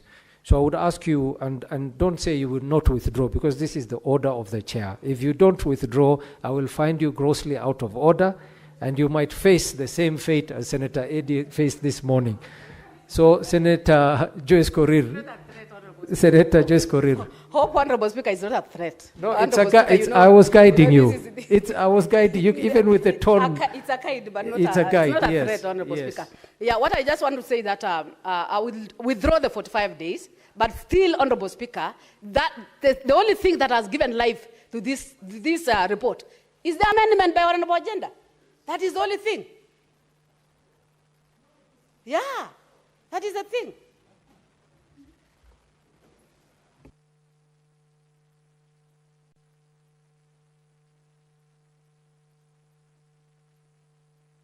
Thank you, Senator Joyce. Senator Olekina. Thank you, Mr. Speaker. Mr. Speaker, I rise to make some brief comments on this report, which is highly unprecedented. We are faced with a challenge which really, legally, it's an issue that can be resolved very, very easily. Mr. Speaker, the process of moving funds to a county assembly are clearly defined in the Public Finance Management Act. If you read Section 1 of 3 of the Public Finance Management Act, it sets up treasury of the county assembly. 104 puts or places the CCM finance as the head of the treasury. This is the person who communicates and deals with the control of budget. All these problems we are facing, and I've taken some time to try and understand, because I've looked at the recommendations, but the recommendations given by the committee do not solve the problem. These are interim recommendations that do not provide a solution to the problem that we're having in Nyamira County. Mr. Speaker, this is an issue of a fiduciary responsibility. My brother from Nyandarua attempted to guide this House in an area where we should be actually looking at it. And I hope that the committee members were listening keenly, because the distinguished senator from Nyandarua was actually leading this House to where we should be able to resolve this problem. When we have a county that has got 2 assemblies, we first of all ask our questions. What is our role as the Senate? We are the House that is supposed to protect devolution. But when you have 2 assemblies, then the issues of, 1, lack of accountability, or the issue of a fiduciary responsibility arises. I've taken some time and I've consulted with the area senator, who has clearly explained to me where the problem is. We have 2 assemblies. We have one with 12 members. We have another one with 22 members. The 12 members, the 22 members attempted to impeach the governor. When they could not succeed in impeaching the governor, now the governor decided, I'm going to deal with these 22 MCAs. Then when he was going to deal with the 22 MCAs, the 22 MCAs decided to impeach the speaker. Now the speaker went to court. When the speaker went to court, he said that these 22 MCAs had not met the threshold. He was not given a stay. So when he was not given a stay, legally speaking, you cannot proceed. You are impeached. That is it. So, Mr. Speaker, when you follow the process, and this is why I'm saying there's a lot of collusion, and it is about time that we try to figure out where this collusion is coming from. Because if you have 2 clerks, before an assembly is funded, their money is tied to the exchequer, which is being released to the county assemblies. Before that money is released, the CCM finance, who is the head of treasury of that county assembly, is the one who has got to release a Form C so that the money can then now be sent to the assembly. So we are finding a situation here, Mr. Speaker, where There is either incompetence in the part of the CCM finance, and I wish Senator Kajwang was here. Because when you read the Public Finance Management Act, I think Section 99, there are serious consequences that befall anyone who violates the PFM Act. 199. So here is it's a very simple process that we need to be able to proceed with. And Mr. Speaker, instead of beating about the bush and giving recommendation that really will not solve this problem, we should go to the bottom line. Why is the CCM finance issuing Form C to send money to people sitting in a place which is gazetted by an impeached speaker? That is where the problem is. So what we should do right now is very simple. If this Senate cannot be able to pass a resolution and make sure that resolution is implemented, other agencies should be able to move expeditiously and make arrests. The controller budget should also not be releasing money because the law, Article 226, subsection 5, 225, subsection 6, one of the two, mandates her to release the money only when she's satisfied that that money is authorized by law. So, Mr. Speaker, just 30 seconds, because this issue is very key. So it is important. Otherwise, we will not be able to solve this problem, Mr. Speaker. We will be going back and forth. Things will not be implemented. You know, things will not be implemented. What we need to do is very clearly summon the devolution committee should work closely, or we should actually set up an ad hoc committee. Set up an ad hoc committee. The first thing we need to do is to make sure that we use Article 125 of the Constitution and summon the governor here to appear with the CCM finance. And at the same time, also ensure that we've summoned the controller of budget so that we bring sanity to this matter. Otherwise, Mr. Your 30 seconds are up, Senator. Senator Sigei Hillary.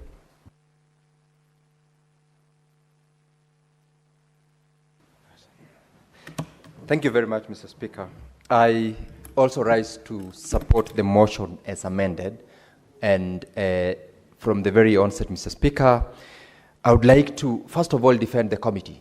The committee that was involved in this particular question has been bashed by members over allegations that they have taken more than 45 days, which is not true. And, Mr. Speaker, as a matter of fact, I have been going through the Hansard. The question, or rather the statement, was sought by Senior Counsel Okonko Mogeni on the 1st of April, and a preliminary report was tabled on 17th of April. That is barely 17 days. And interestingly, Mr. Speaker, this is what the Hansard said, and I want to quote what Senator Okonko Mogeni on that particular day said. And I wish the chairperson of committee was in the House, because he and his members ought equally to be defended for what is good they have done and are blamed for the delays that, if any, have caused. Senator Mogeni confirmed that indeed, Mr. Speaker, it is a progress report on the operational and leadership crisis affecting the County Assembly of Nyamira. I rose on a point of order on 1st of April and sought the indulgence of the committee to deal with 4 issues. I have had the opportunity to peruse through, and I thank the chairperson of the Devolution and Intergovernmental Relations Committee and his members for the attention they gave this matter and for the speed at which they have tabled the report before the House. To that extent, Mr. Speaker, I want to appreciate the committee members. However, I further want to give an indication and an appreciation to the Senator for Kisumu, because if the report, as was tabled earlier on by the chairperson, was as it were, then it would not have served the purpose of the statement that was sought by Senator from Nyamira County. And the reason is as black as white. It was not reflective of the concerns that were raised. And this is one of the issues, Mr. Speaker, that led to the concern that the Senator on that particular day sought the intervention of the Speaker, and 2 issues were referred to the Justice and Legal Affairs Committee, which issues substantially will have been dealt if this report were to be adopted today by the amendment that has been sought by Senator Ojenda, which amendment has been adopted, and it is this which we are debating. So the committee did what they could do in the circumstances of that, and in terms of time, they had done their best. Secondly, Mr. Speaker, the amendment has indeed given life to the report, and that is why we are supporting, because the question that had been sought by Senator Omogeni are threefold. And if we were to approve, which I support that we approve the report as amended, the issue as to the legality of the sittings by a version of the assembly which is outside the presence of the gazetted parliament, or rather assembly, is null and void. And secondly, in terms of the speaker who was impeached, it doesn't matter whether he has managed to challenge the impeachment proceedings or not. The fact of the matter is that, Mr. Speaker, the speaker, upon being impeached, went to court. He was unable to secure an injunction, and therefore he cannot in any way purport to sit. Whether he gazetted the way he purported to gazette 3 sitting places, and he christened them sittings machinani in actually 4 words, that in itself is legal, and whatever proceedings that transpired in those sittings are illegal. And therefore, even as we ask that the report should affirm the nullity of those sittings, it is upon the Speaker of the House who is supposed to be sitting to ensure that those proceedings are declared a nullity. Mr. Speaker, lastly, because of the aspect which has been raised by the members, we are dealing with 2 assemblies, and the chairperson of this committee alleged that the controller of budget indicated that she received requisitions. Senator Medhu has tried actually to run us through the process of requisition of funds from the controller of budget and the approval of such funds. There is highly likelihood that there is collusion between the office of the controller of budget and the legal team that is sitting in the assembly. And that is a very important and serious issue that this House must delve into, even as we attempt to resolve this issue. And I agree with Senator Olekina that besides the Your time is up, Senator. We're running out of time. Please indulge me. Senator Catherine Muma. Thank you, Honorable Speaker. And just to say, I'm a member, the Vice Chair of the Devolution and Intergovernmental Relations Committee. I'd like to support the motion as amended, and to bring it to the attention of the House that it is important that we get the record right. I would like to urge every member to read the report fully and look at the observations. If you look at observation number 10.7, actually speaks to the nullity or the illegality of the county assembly sittings that were done outside of the correct place. And that is part of what Honorable Senator Ojenda has brought in place. The only observation that is not there is around the ethics and anti-corruption, bringing in the ethics and anti-corruption. And this was because the committee resolved to actually go to Nyamira to find out what is happening on the ground. And as it did so, we were aware that it has a myriad of cases before the courts, and we are also cognizant of the need for some of those cases to be resolved. So, Honorable Chair, I think some of the people who have spoken here have not even made reference to any of the observations that we made, but have proceeded to actually erroneously bash the committee on what it has said. Honorable Speaker, as I finalize, it is also important to state that the report was tabled, and it is the House Business Committee that has put it for today, scheduled it for today. And the day the report was tabled, the Honorable Senator for Nyamira was not very satisfied, and he actually asked the Honorable Speaker to refer the legal matters to the jailer committee. The jailer committee, you will agree with me that every observation in our report is actually a legal matter. So even as the committee is preparing to go to Nyamira, you can see JLAC is also preparing to look at this matter, and I would request that all of us converge and understand that there is not one committee that does not want to get to the bottom of the truth on this matter. And as a house, we need to converge and do what we have to do, respecting matters that are before the courts and doing what we are able to do in order to help this matter to move. Honorable Speaker, as a decision is made and the report is adopted, you might want to guide the committee on devolution and intergovernmental relations, whether it is continued its planned activities to finalize this issue are still valid, given the comments that we have heard from colleagues. I support the report, and I will stop there for the time being. Thank you. Senator Mariam Sheikh.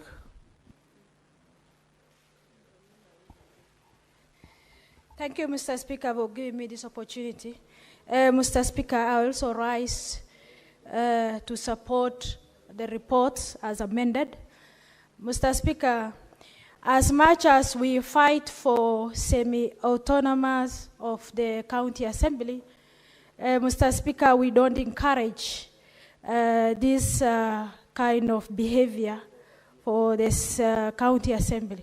Mr. Speaker, sitting outside the gazetted area for county assembly is illegal.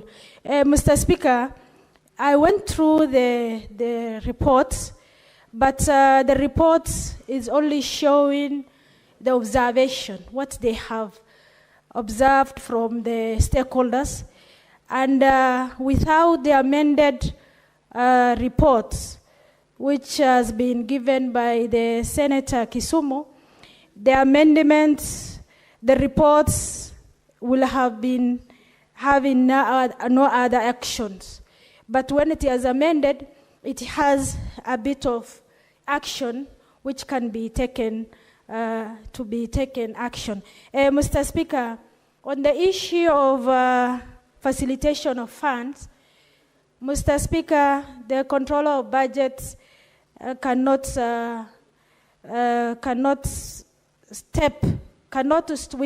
stop the blame to the controller of budget. There is also CM, which is the approver and the releaser of the fund to the county assembly.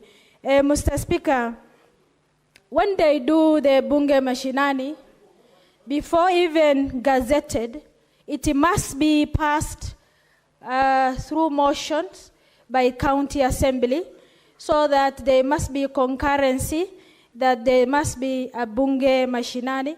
After that, the gazetting must be done. Mr. Speaker, with those, if there is no concurrency on the county assembly, and without that, there is illegal for the bunge mashinani to take place. Mr. Speaker, as the action has concluded, we need to investigate on misappropriation of fund. Mr. Speaker, we send the money for proper use, not for the political parties fighting each other to divide county assembly for their own agenda so that they can benefit one way or another. Mr. Speaker, to avoid this, the committee of JLAC and the devolution must have a stand. They are not supposed to give us the progressive report the way they did. They must have a concrete action for these matters to come to an end. Mr. Speaker, if we leave it like that, what's going on in county assembly is they will get an example of this Nyamira, and other 47 counties might practice on such kind of action. Mr. Speaker, to avoid this, The two committees which has been given the committed to work on this motion, they must take a very strict forward for the action to take place. Mr. Speaker, with these remarks, I support the report. Thank you. Senator Beatrice Ogola. Thank you, Honorable Speaker. Madam Speaker, yeah, I was almost going to depict a character that is not mine, because I only realized that my lights had gone off, but and because I think Senator Eddy should just stick to his seat, because the day has not been very favorable around him. Honorable Speaker, I rise to support this progress report with the amendments as approved, Honorable Speaker. But Honorable Speaker, from the word onset, I want to say that the Nyamira County Assembly is a crime scene, Honorable Speaker. What is happening there is unacceptable. Honorable Speaker, when we reflect back to the role of the Senate is here to represent the counties and to serve to protect the interests of the counties and their governments. Madam Speaker, I am a teacher, and there has long been this thinking around the leadership of schools. We used to say that the school is as good as the head, and the head is as good as the school. And Honorable Speaker, I want to relate this to the county government of Nyamira. Honorable Madam Speaker, Nyamira county government has head of a government. And how Nyamira is run reflects on this head of government, Madam Speaker. Madam Speaker, the county assemblies perform constitutional functions, that is oversight, representation, and legislation. And Madam Speaker, they do this on behalf of the people that elected them. And as we sit here, Madam Speaker, with the kind of scenario that is in Nyamira, it means that the people of Nyamira are not adequately being represented. It means, Madam Speaker, to me, that the executive, the county government of Nyamira is not adequately being oversighted. And Madam Speaker, it means that the people of Nyamira are suffering. Madam Speaker, there is separation of powers. We have the executive of Nyamira and we have the legislature. Madam Speaker, why I call it a crime scene, it has been brought out in the report that we have an impeached speaker, Madam Speaker. And when one is impeached, it means they are out of office. I do not accept, Madam Speaker, that an officer that is impeached can have gazette notices. Madam Speaker, where does the speaker that is impeached get the powers to send gazette notices? And Madam Speaker, there is literally a confusion that is by design to me set out in the Nyamira County Assembly. And the question I ask myself, Madam Speaker, as I rise here, is who is causing this confusion and for what reason, Madam Speaker? Madam Speaker, I began by saying there's a head of government in Nyamira. What is this head of government doing? Is it by design that this is a governor that does not want to be oversighted, Madam Speaker? Why does this governor encourage the running of a county without a legislative arm of a government, Madam Speaker? Madam Speaker, it is unacceptable because we know the mandate that the county assembly has, that the county assembly approves budgets, that the county assemblies approve development plans. Madam Speaker, the county assembly vets even county executives, and on a day-to-day, on their functionality, Madam Speaker, there are varied mandates that the county assembly oversees. What then happens if we have a county assembly that is illegal, that is non-functional? And Madam Speaker, I say it is illegal because it is not clear who is running this assembly. Madam Speaker, the county assemblies are definite. We have them referred to as the county assembly. 1 minute for the senator, please. Thank you, Madam Speaker.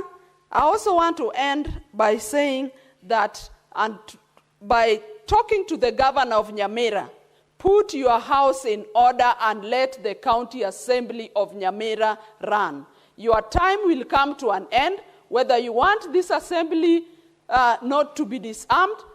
We are saying as a Senate, things must run in the county assembly of Nyamira so that Nyamira people are served well. Madam Speaker, I want to end by saying that I found the submission of the control of budget as reckless and irresponsible. This is a state officer that must be in office to serve the people, and Nyamira County is part of the people that she's in office to serve. Madam Speaker, I support. Senator Mwaruma.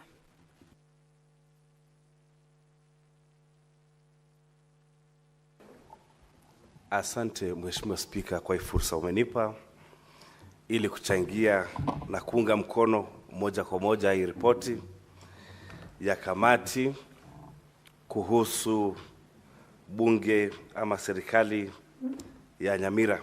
Mheshimiwa Spika, hili swala liliibuka wakati gavana wa Nyamira alipokuja kwa kamati ya wahasibu, ambapo tunaketi na seneta wa Nyamira Mheshimiwa Mogeni, na tukagundua ya kwamba kuna mabunge mawili. La kwanza linaloketi katika bunge ya Nyamira iliyo mkabala na nyumba ya KIE, na bunge lingine ambalo linaketi mahali ambapo si pamoja, mahali kwingi ambalo liliitwa bunge mashinani. Ningependa kushukuru Mheshimiwa Okongo Mogeni kwa kuleta hii taarifa ambayo aliuliza maswali matatu. La kwanza ni nyumba gani inayofaa kuketi bunge la Nyamira, ambayo iko katika taarifa ya gazeti la serikali. Ya pili aliuliza, je, ama uhalali wa zile sheria ambazo zinapitishwa na mabunge yote mawili, yakiwemo bajeti ya ziada. Na la tatu aliuliza hii kamiti ya devolution ni njia zipi zilizotumika kuchagua spika na clerk wapya. Mheshimiwa Spika, hii kamati imefanya kazi nzuri, ingewaji imepata mapigo, na Mheshimiwa Spika anajua unaketi katika hiyo kamati. Lakini katika swali la kwanza wamesema kwamba bunge ambalo ni halali ni lile ambalo linaketi mkabala na jumba la KIE huko Nyamira, na ya kwamba ile bunge mashinani ama yale mabunge ambayo yanaenda mashinani hakukuwa na azimio lolote ama resolution yoyote ya bunge la Nyamira.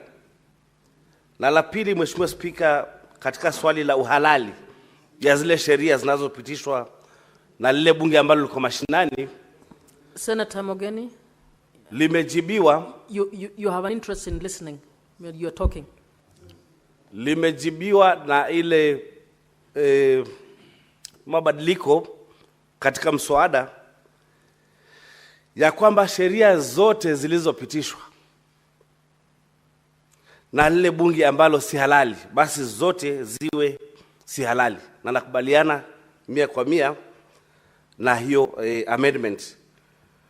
Mheshimiwa Spika, kwenda mbele, hizo sheria ambazo tunasema si halali zitachukuliwa namna gani? Kwa mfano, Mheshimiwa Spika, kuna bajeti ya ziada ama supplementary budget ambayo ilipita na tayari inatumika. kwenda mbele zile pesa zinazotumika, je, wale ambao wanatumia zile pesa watachukuliwa hatua aina gani, Mheshimiwa Spika? La tatu ni kwamba Mheshimiwa Spika, Okongo Mogeni alitaja mambo ya Taita Taveta. Ni kweli kuna shida ya lile bunge, ingawaje si kama bunge la Nyamira, kwa sababu Taita Taveta Spika alibanduliwa kupitia kwa impeachment, akaenda kotini, na wakati alienda kotini, yule aliyekuwa naibu wa spika saizi ako kama acting speaker. Kitu ambacho ningesema ni kwamba labda tuangalie sheria, ili kukiwa na kesi katika koti itachukua muda gani ili yule ambaye ni naibu wa spika aache kuwa acting speaker. Kwa sababu ile kesi ikichukua muda sana kama ya Nyamira, basi ule mkanganyiko unachukua muda mrefu, na katika katiba ama sheria hakuna acting speaker. Kuna speaker, na wakati speaker ametolewa lazima kuchaguliwa speaker. Kwa hivyo nafikiri hii kamati pia inaweza ingilia mambo ya Taita Taveta, iangalie uhalisia yale mambo ambayo yanaendelea kule Taita Taveta. Kwa hivyo mimi naunga mkono moja kwa moja ya kwamba tume ya maadili na kupigana na ufisadi iingilie ili angalie yale mambo ambayo yanatokea Nyamira, yakiwemo kutolewa pesa na control of budget. One minute to finish. Asante Mheshimiwa Spika. Kutolewa kwa pesa na control of budget kwenda kwa bunge, na pia waziri wa serikali ya Nyamira kupeana form C na kujaza ili bunge lile lipewe pesa. Kamati ama EACC iingilie kati na iangalie uhalisia na uhalali na maadili yanayotokana na hilo jambo. Mheshimiwa Spika, naunga mkono hii ripoti, na ni kweli kwamba lazima iwe ni interim, kwa sababu bado wanataka kwenda kule ili kuangalia kama wanaweza suluhisha yale mambo yaliyoko kule kisiasa. Nashukuru Mheshimiwa Spika. Senator Eddie Okech Gisheru, Senator for Migori County. Thank you, Madam Speaker. And on a serious note, I want to thank you for readmission back to the House, recognizing that I was a little bit more passionate about the universal health care, issue that has bedeviled the workers, and sometimes the emotion ran high, but I'm grateful that you have readmitted me that it was not actually really disorderly, but it was just a misunderstanding. And I want to thank you for that, Madam Speaker. That said, Madam Speaker, any county assembly, for you to have requisitions made, we have got a county assembly service board. That county assembly service board, Madam Speaker, gets these requisitions and then writes to the head of the Treasury as established by the County Governments Act. The head of Treasury in the county, Madam Speaker, is the CCM for Finance, who then prepares Form C, signs it, sends it to control of budget. But it doesn't stop there, Madam Speaker. Anything that the County Assembly will request, among others that are sent to the CCM Finance, is also coming from the executive side. And that executive side is the governor. And those issues are canvassed within the assembly, which in this case in Nyamira, it's been found that was the assembly ran by these 12 members of the county assembly in Nyamira. So, Madam Speaker, what we are realizing here is very simple. Because the biggest finding of this report, Madam Speaker, is that these 12 members of the county assembly who call themselves Mashinani team and the impeached speaker were sitting illegally under Section 7B of the County Governments Act. So, Madam Speaker, why are we sugarcoating this issue? There is a criminal enterprise that is running in Nyamira. This is what we must stand as a house. And this criminal enterprise, Madam Speaker, one, is constituted of number one, the governor himself. Because it is him who makes executive decisions that go to the county assembly that is rogue, the 12 members. Then two is the 12 members who are meeting and making these decisions. Number three is the speaker who has been impeached. Number four is the CCM finance of Nyamira. And number five, Madam Speaker, who must be held liable, is the County Assembly Service Board of Nyamira. Madam Speaker, these people must be arrested. They must be taken to court. And EACC, together with the DCI, must investigate their intention of building this criminal enterprise to siphon money of the public from Nyamira, Madam Speaker. And Madam Speaker, I'm informed. I'm not making this statement lightly. I'm informed that the governor of Nyamira is actually the party leader of UPA, which has been shown time without number to be fronting a presidential candidate. And it's nothing personal. This is the party that Honorable Matiang'i is going to run with. I don't know whether this money is being siphoned deliberately to finance a presidential campaign for Honorable Matiang'i, Madam Speaker. So this investigation, Madam Speaker, must be done by the EACC, by the DCI, and I can tell you point blank, Madam Speaker, that this is a criminal enterprise. Senator Eddie. Yes, Madam Speaker. I would suggest you don't insinuate anything that you may not be able to substantiate. I thank you, Madam Speaker, but I'm just saying that there is a deliberate siphoning of fund here.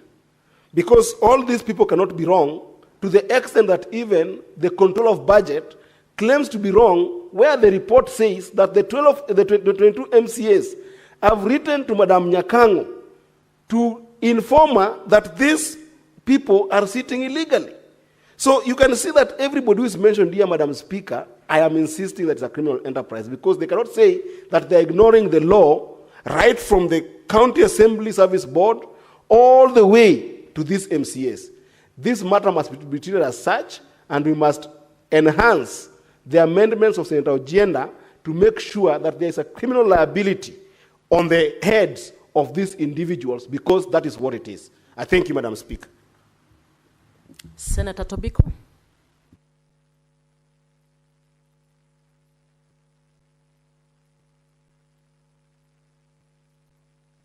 Oh, sorry. Senator Mogeni, sorry.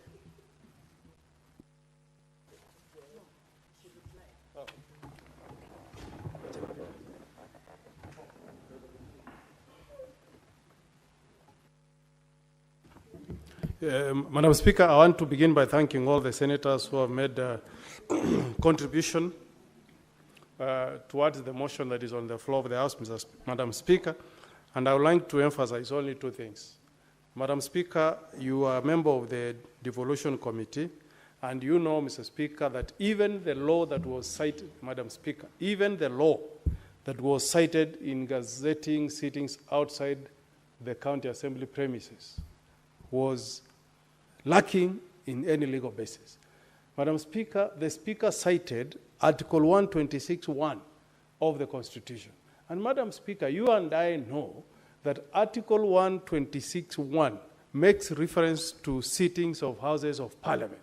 And under our Constitution, Madam Speaker, the only Houses of Parliament that are known in this Republic is the National Assembly and the Senate.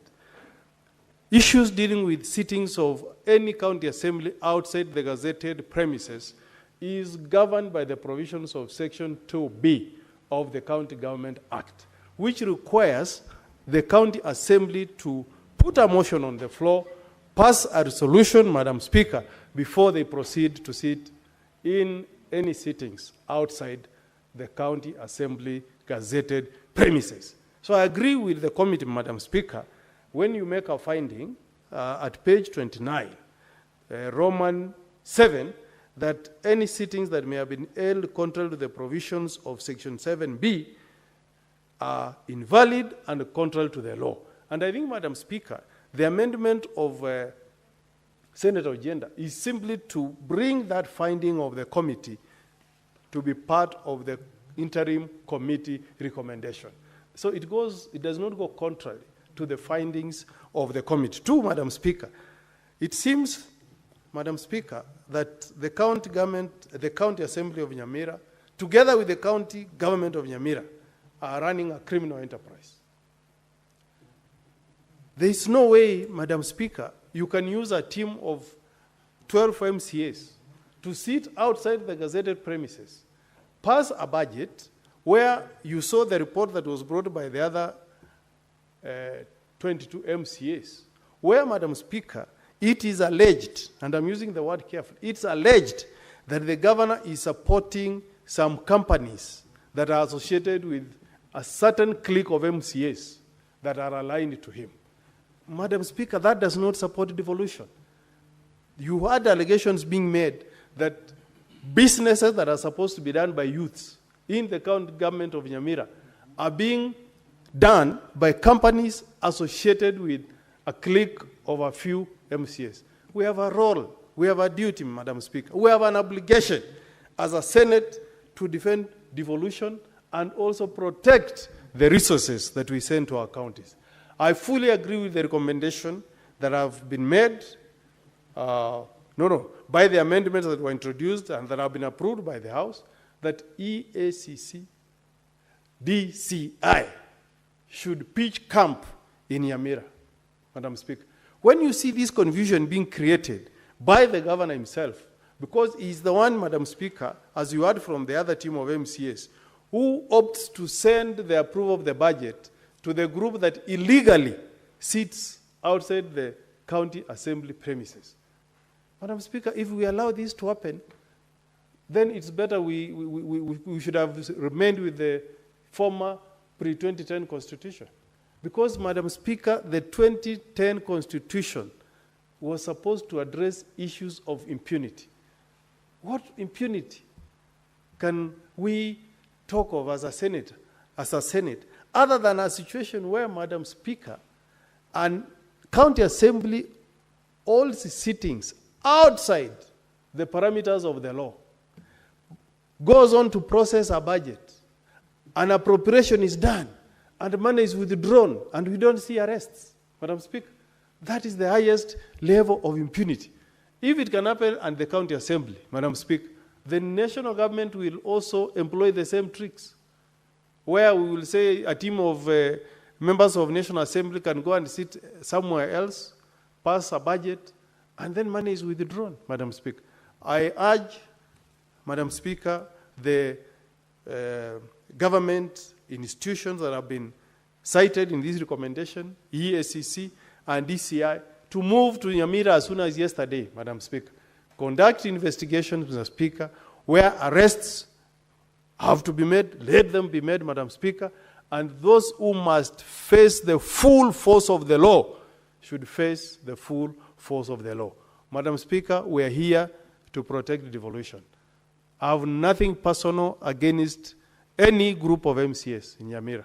I have nothing personal against the governor of Nyamira, but it's in the interest of I, as Senator of Nyamira, and the other senators to ensure that we do not have a situation where impunity reigns in the county government of Nyamira. Madam Speaker, finally, Madam Speaker, as late as yesterday, even after the initial recommendation that was made by the committee, we are still having a situation where we have two sets of county assemblies, we have two sets of speaker, we have two sets of clerk, we have two messes in that assembly. It's something that we cannot be proud of as a Senate, Madam. 1 minute for him to finish. Yes, that is something that we cannot be proud of, Madam Speaker. We have a role, Madam Speaker, of ensuring that there is sanity. And if this persists, Madam Speaker, if this persists, we should be more drastic in our recommendations, Madam Speaker, and ensure that no funds will go to the county government of Nyamira if the governor does not put his assembly in order. We cannot allow this degeneration of chaos, this negative reporting every day about a great county like the county of Nyamira. And I thank you for protecting Dr. Fred Matiang'i from the insinuations that were being made by Senator Okech that he could be part of the enterprise of Governor Nyaribo. He's a clean man, Madam Speaker, and we don't want him to be associated with the level of incompetence being displayed in the county government of Nyamira. I thank you, Madam Speaker. He's done. Senator Tobiko for...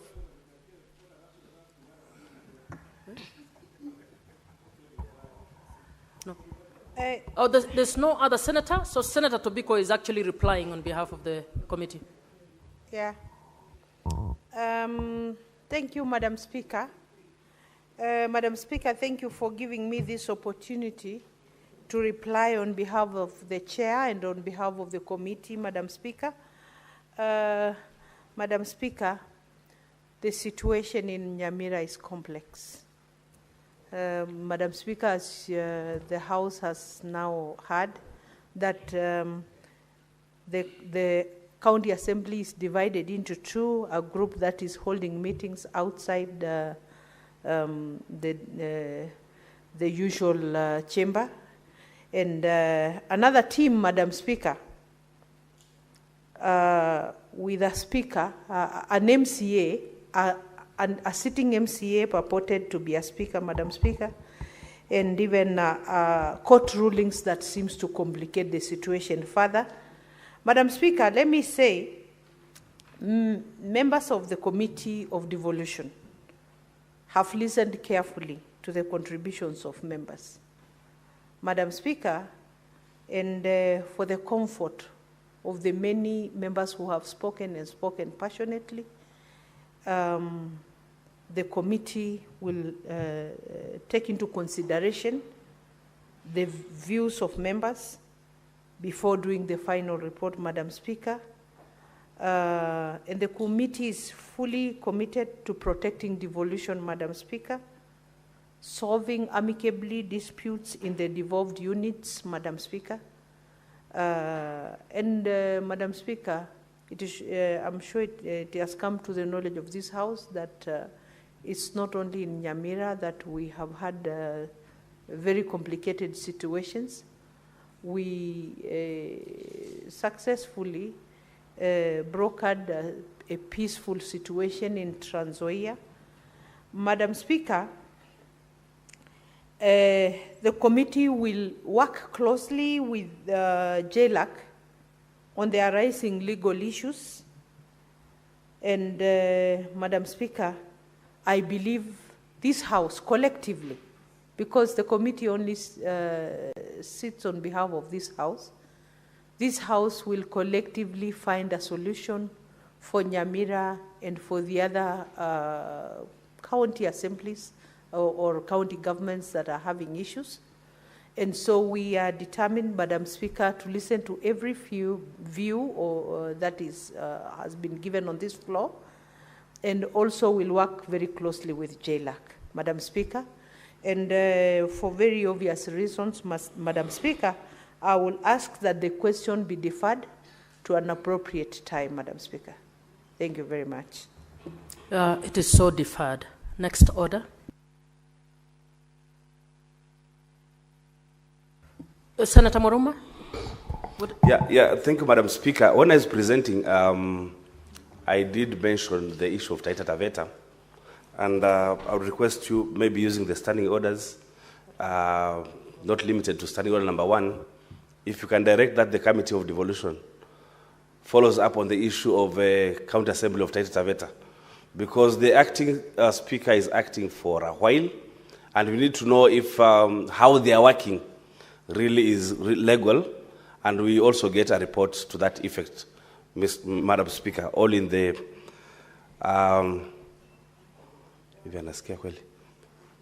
if you may maybe order, so that maybe they take over the issue. Thank you, Madam Speaker. Senator Moruma, kindly prepare a statement to submit to the House so that the committee can pick it up. Because as Senator for Taita Taveta, I'm sure you have nitty-gritties that you would want the committee to pay attention to. So you can proceed, and we will guide the committee accordingly.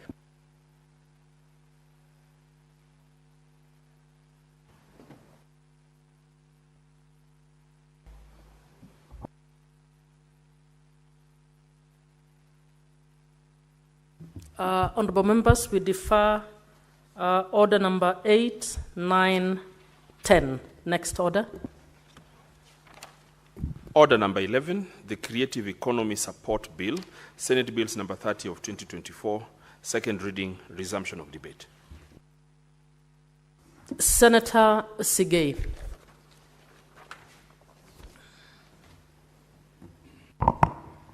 Thank you very much, Madam Speaker. Yesterday, when the House rose, I had begun to appreciate the Honorable Senator Eddy for a very well thought out legislation in seeking to support and create an opportunity for the current and future generations who are in the creative arts. And Madam Speaker just began laying out or laying down the economic value of the sector, both within the country and outside. And I further wish, Madam Speaker, to highlight the fact that creation of employment by streamlining this particular sector has really been one which, as a matter of fact, the global world has recognized lately. And the statistics I got, Madam Speaker, for instance, within Africa, is that South Africa, for example, the creative economy has availed to the job market over 679,000 job opportunities for the young and the old and all those who are involved in the creative industry. But interestingly, in Indonesia, Madam Speaker, the world statistics provides that 24 million Indonesians are actually employed within the creative sector economy. In Nigeria, we have got 3.2 Nigerians who have full-time employment, earning a greater living and establishing their future through this sector.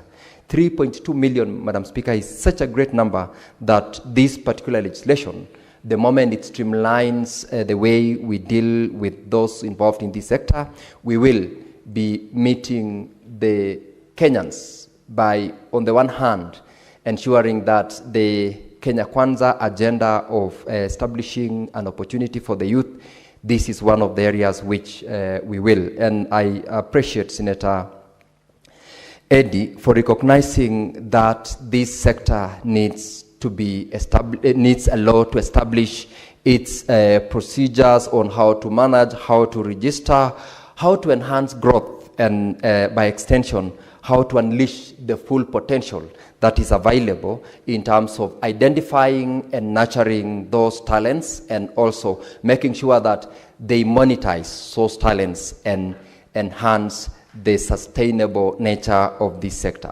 Part of what the government previously has done, Madam Speaker, includes, for example, the Talanta Hela programs or the World Sports Day that the government has decided to decentralize it to our counties, where in those national days, there are a number of young Kenyans, whether they are in performing arts, they're in music industry, or any other creative aspect, they are allowed to perform at a fee. And I would like to say that once we have a law in place, the statements which, for instance, were made yesterday by Senator Mungatana, that those who performed in one of the functions in his county, upon their conclusion, decided to take the mic and say, we will not accept to be paid 10,000, or rather 5,000, but we would want to be paid 10,000. This bill, once it becomes law, will give an opportunity to those creative arts performers to know beforehand that we have negotiated for a certain amount, and therefore they are able to plan. So, Senator Eddy, from where you sit, know you have done a great deal to thousands and millions of Kenyans whose future are entirely reliant on their creative arts. And it also helps Kenyans and the young generation to appreciate that it is not only the white-collar job that will earn you a living. This, in fact, Madam Speaker, is where we are going to create a lot of job opportunities. In fact, part of the statistics which I picked is that the International Labour Organization, ILO, estimates that 1.4% of the global employment comes from the creative sector. That tells you we are dealing with a very lucrative area. A very futuristic law like this one will ensure that we streamline and make Kenyans and the global world to support their young ones who are keen on this. Where I come from, Madam Speaker, Bomet, is what I had said yesterday, the home of music. The home of music because across Bomet, Kericho, and Narok, the secular musicians who entertain Kenyans, not only of Kalenjin dialect, or rather those who would understand, but generally across the board, all the way from the first president of this country, Mzee Jomo Kenyatta, comes President Moi. Currently, we have a great number of artists, starting from Kipchamba, who has been a great legend. He has gone into the books of history. He's been honored by the previous governments out of his ability to run through ideas, make music out of it, produce, create a lot of knowledge and information out of his artistic ability. A number of them have borrowed from him. I mentioned yesterday one whom we are going to bury this Saturday, Solomon Manori, who has also been a great singer. He has brought out the culture of the Kipsigis community through his songs. And lately we have very young ones who have run through the industry. We have got Kilel Jazz, we have got the Makiches, we have got the Vicky Brilliance of this world, who are running the industry and making a living out of it. The moment we have a law in place like this that recognizes that talent and also gives them an opportunity to have a structured way of engagement, we will, at any given time when they are invited for national functions or to perform in some events, they will be able to engage, negotiate at a fee that is sufficient to ensure that the rest of those who are aspiring to be musicians, to be artists, appreciates that we will be able to earn a living, and they'll not be fighting with the rest of the Kenyans to get to offices with white-collar jobs, as I've said, but instead they will appreciate that that is where they earn a living, and we will be reducing the fights that we have across in dealing with it. And Madam Speaker, besides the musicians, the MCs who run programs in our various institutions, in events which are organized, can also benefit greatly from this particular law. Madam Speaker, allow me now to make certain comments on the various provisions of this act. And as I have stated, the definition that is under Clause 2 recognizes almost all aspects of activities or trade which are within the creative economy, one of which, of course, artistic, cultural, innovative, fashion industry, publication, advertisement, crafts, music, audio. In this definition, Senator Eddy has attempted to capture almost all sectors or all areas which fall under this particular creative sector and creative economy. And I would only wish to comment on a number of clauses. Number one is clause number 7. I would like to propose to Senator Eddy to, instead of making reference to the guild, he make clause 7 to make reference to an establishment of a council. This council will be the head, where now the rest can be the guilds from their various sectors which we have identified, I believe, under clause 19. I'll speak to it in a moment, so that we make clause 7 to read that there is established a creative industry council. This council will be under the relevant ministry, and the board that will be established will be the council that will be under clause 7, so that we can retain the guilds at the lower level, but then the apex entity that will support is going to be the council. That proposal, Madam Speaker, will ensure that besides naming the rest as guilds, then the council itself can be the body that runs. And I appreciate the provisions of clause 7DEF that gives the role to the council, if you will approve or agree with that proposal on amendment, to ensure that part of their role is to protect the intellectual property of the creative artists. And by doing so, you will be sensitizing the importance of registration, the importance of ensuring that their works are properly produced by registered entities, and that is what is covered by clause D, E, and F. I only propose that we make that amendment. And similarly, promotion of programs. Once it is an established council, the objective of ensuring that you run programs to promote the various categories of artists or creative arts will support the council in ensuring that the funds or resources generated are properly managed by that council.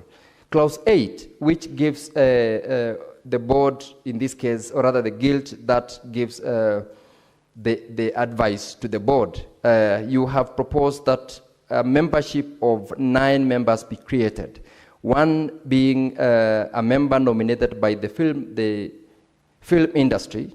I would like to propose, subject of course to your approval, Senator Eddy, that you combine the opportunity given to persons representing literary arts industry and those representing visual arts industry. And the extra position that is availed thereafter goes to those representing the music industry, that is under clause 8C. Reason being, we have got a good number of artists who are in this sector coming from the music industry, so that we have one person representing those in the film industry, we have got 2 members representing those in the music industry, we have got 1 representing the fashion industry, and another one representing the software development and gaming industry. Then we combine literary and visual arts to bring 1 member to this board. And of course, finally, those in the dance industry can be a standalone. Further, I would wish that we also ensure that we provide for a manner in which these respective groups can nominate their representatives, such that, if it is possible, introduce a clause that allows them at their grassroots level to conduct an election, so that they do their own independent election as represented as members of the film industry, forward to the council 1 member. Those who are involved in the music industry conduct their grassroots elections and forward 1 member. If you were to agree, introduce a clause after clause 8 to be clause 8.2, that clause 8.2, yes, clause 8.1a, introduce clause 8.1a that will give the sector an opportunity to elect their representatives from the grassroots level and forward the proposed or the elected member's name to the council, or rather to the cabinet secretary for appointment as a member of the council. That way, you will avoid the council being involved in sector elections, or rather sector nominations of representatives who will sit in the council. And in terms of the term of office, 4 years is a reasonable period for members of a board to work towards changing the policy and implementing such a policy. So I would agree with the proposal under clause 10 that their term of office be a period of 4 years. However, whoever has been elected should not be re-elected. That way, it will give an opportunity to as many members of these various groups to participate in leadership. I like the proposal that a representative appointed by the Law Society of Kenya, though I do not understand the justifications under this particular clause that you've given them a slot, but I appreciate the fact that the person representing the Law Society of Kenya, as well as the public officer who has been appointed by the cabinet secretary, do not stand an opportunity to be elected as chairperson or vice chairperson of that committee, because this is an appointed person, and therefore it is prudent to allow the members to have their own to be elected as chairperson as long as they are not appointed. Under clause 13, I am very happy about this particular clause, Senator Eddy. Why? Because unlike the other organizations and other established councils we have created in the previous bills or acts, you have not created another body. That will require an appointment of a CEO, that will require resources, because this bill seeks to make sure that the money that is obtained out of the creative arts goes directly to the people who are benefiting. Having the cabinet secretary to designate an appropriate administrative unit is quite a very good provision, and I appreciate you for this, because this way we are not creating an agency. We are not utilizing public resources to create another position for a CEO or for generating a... Honorable Senators, it is now 6:30 p.m. Time to adjourn the Senate. The Senate therefore stands adjourned until tomorrow, Thursday, 15th May 2025 at 2:30 p.m. Senator Sigei, you have 3.5 minutes left before you finish.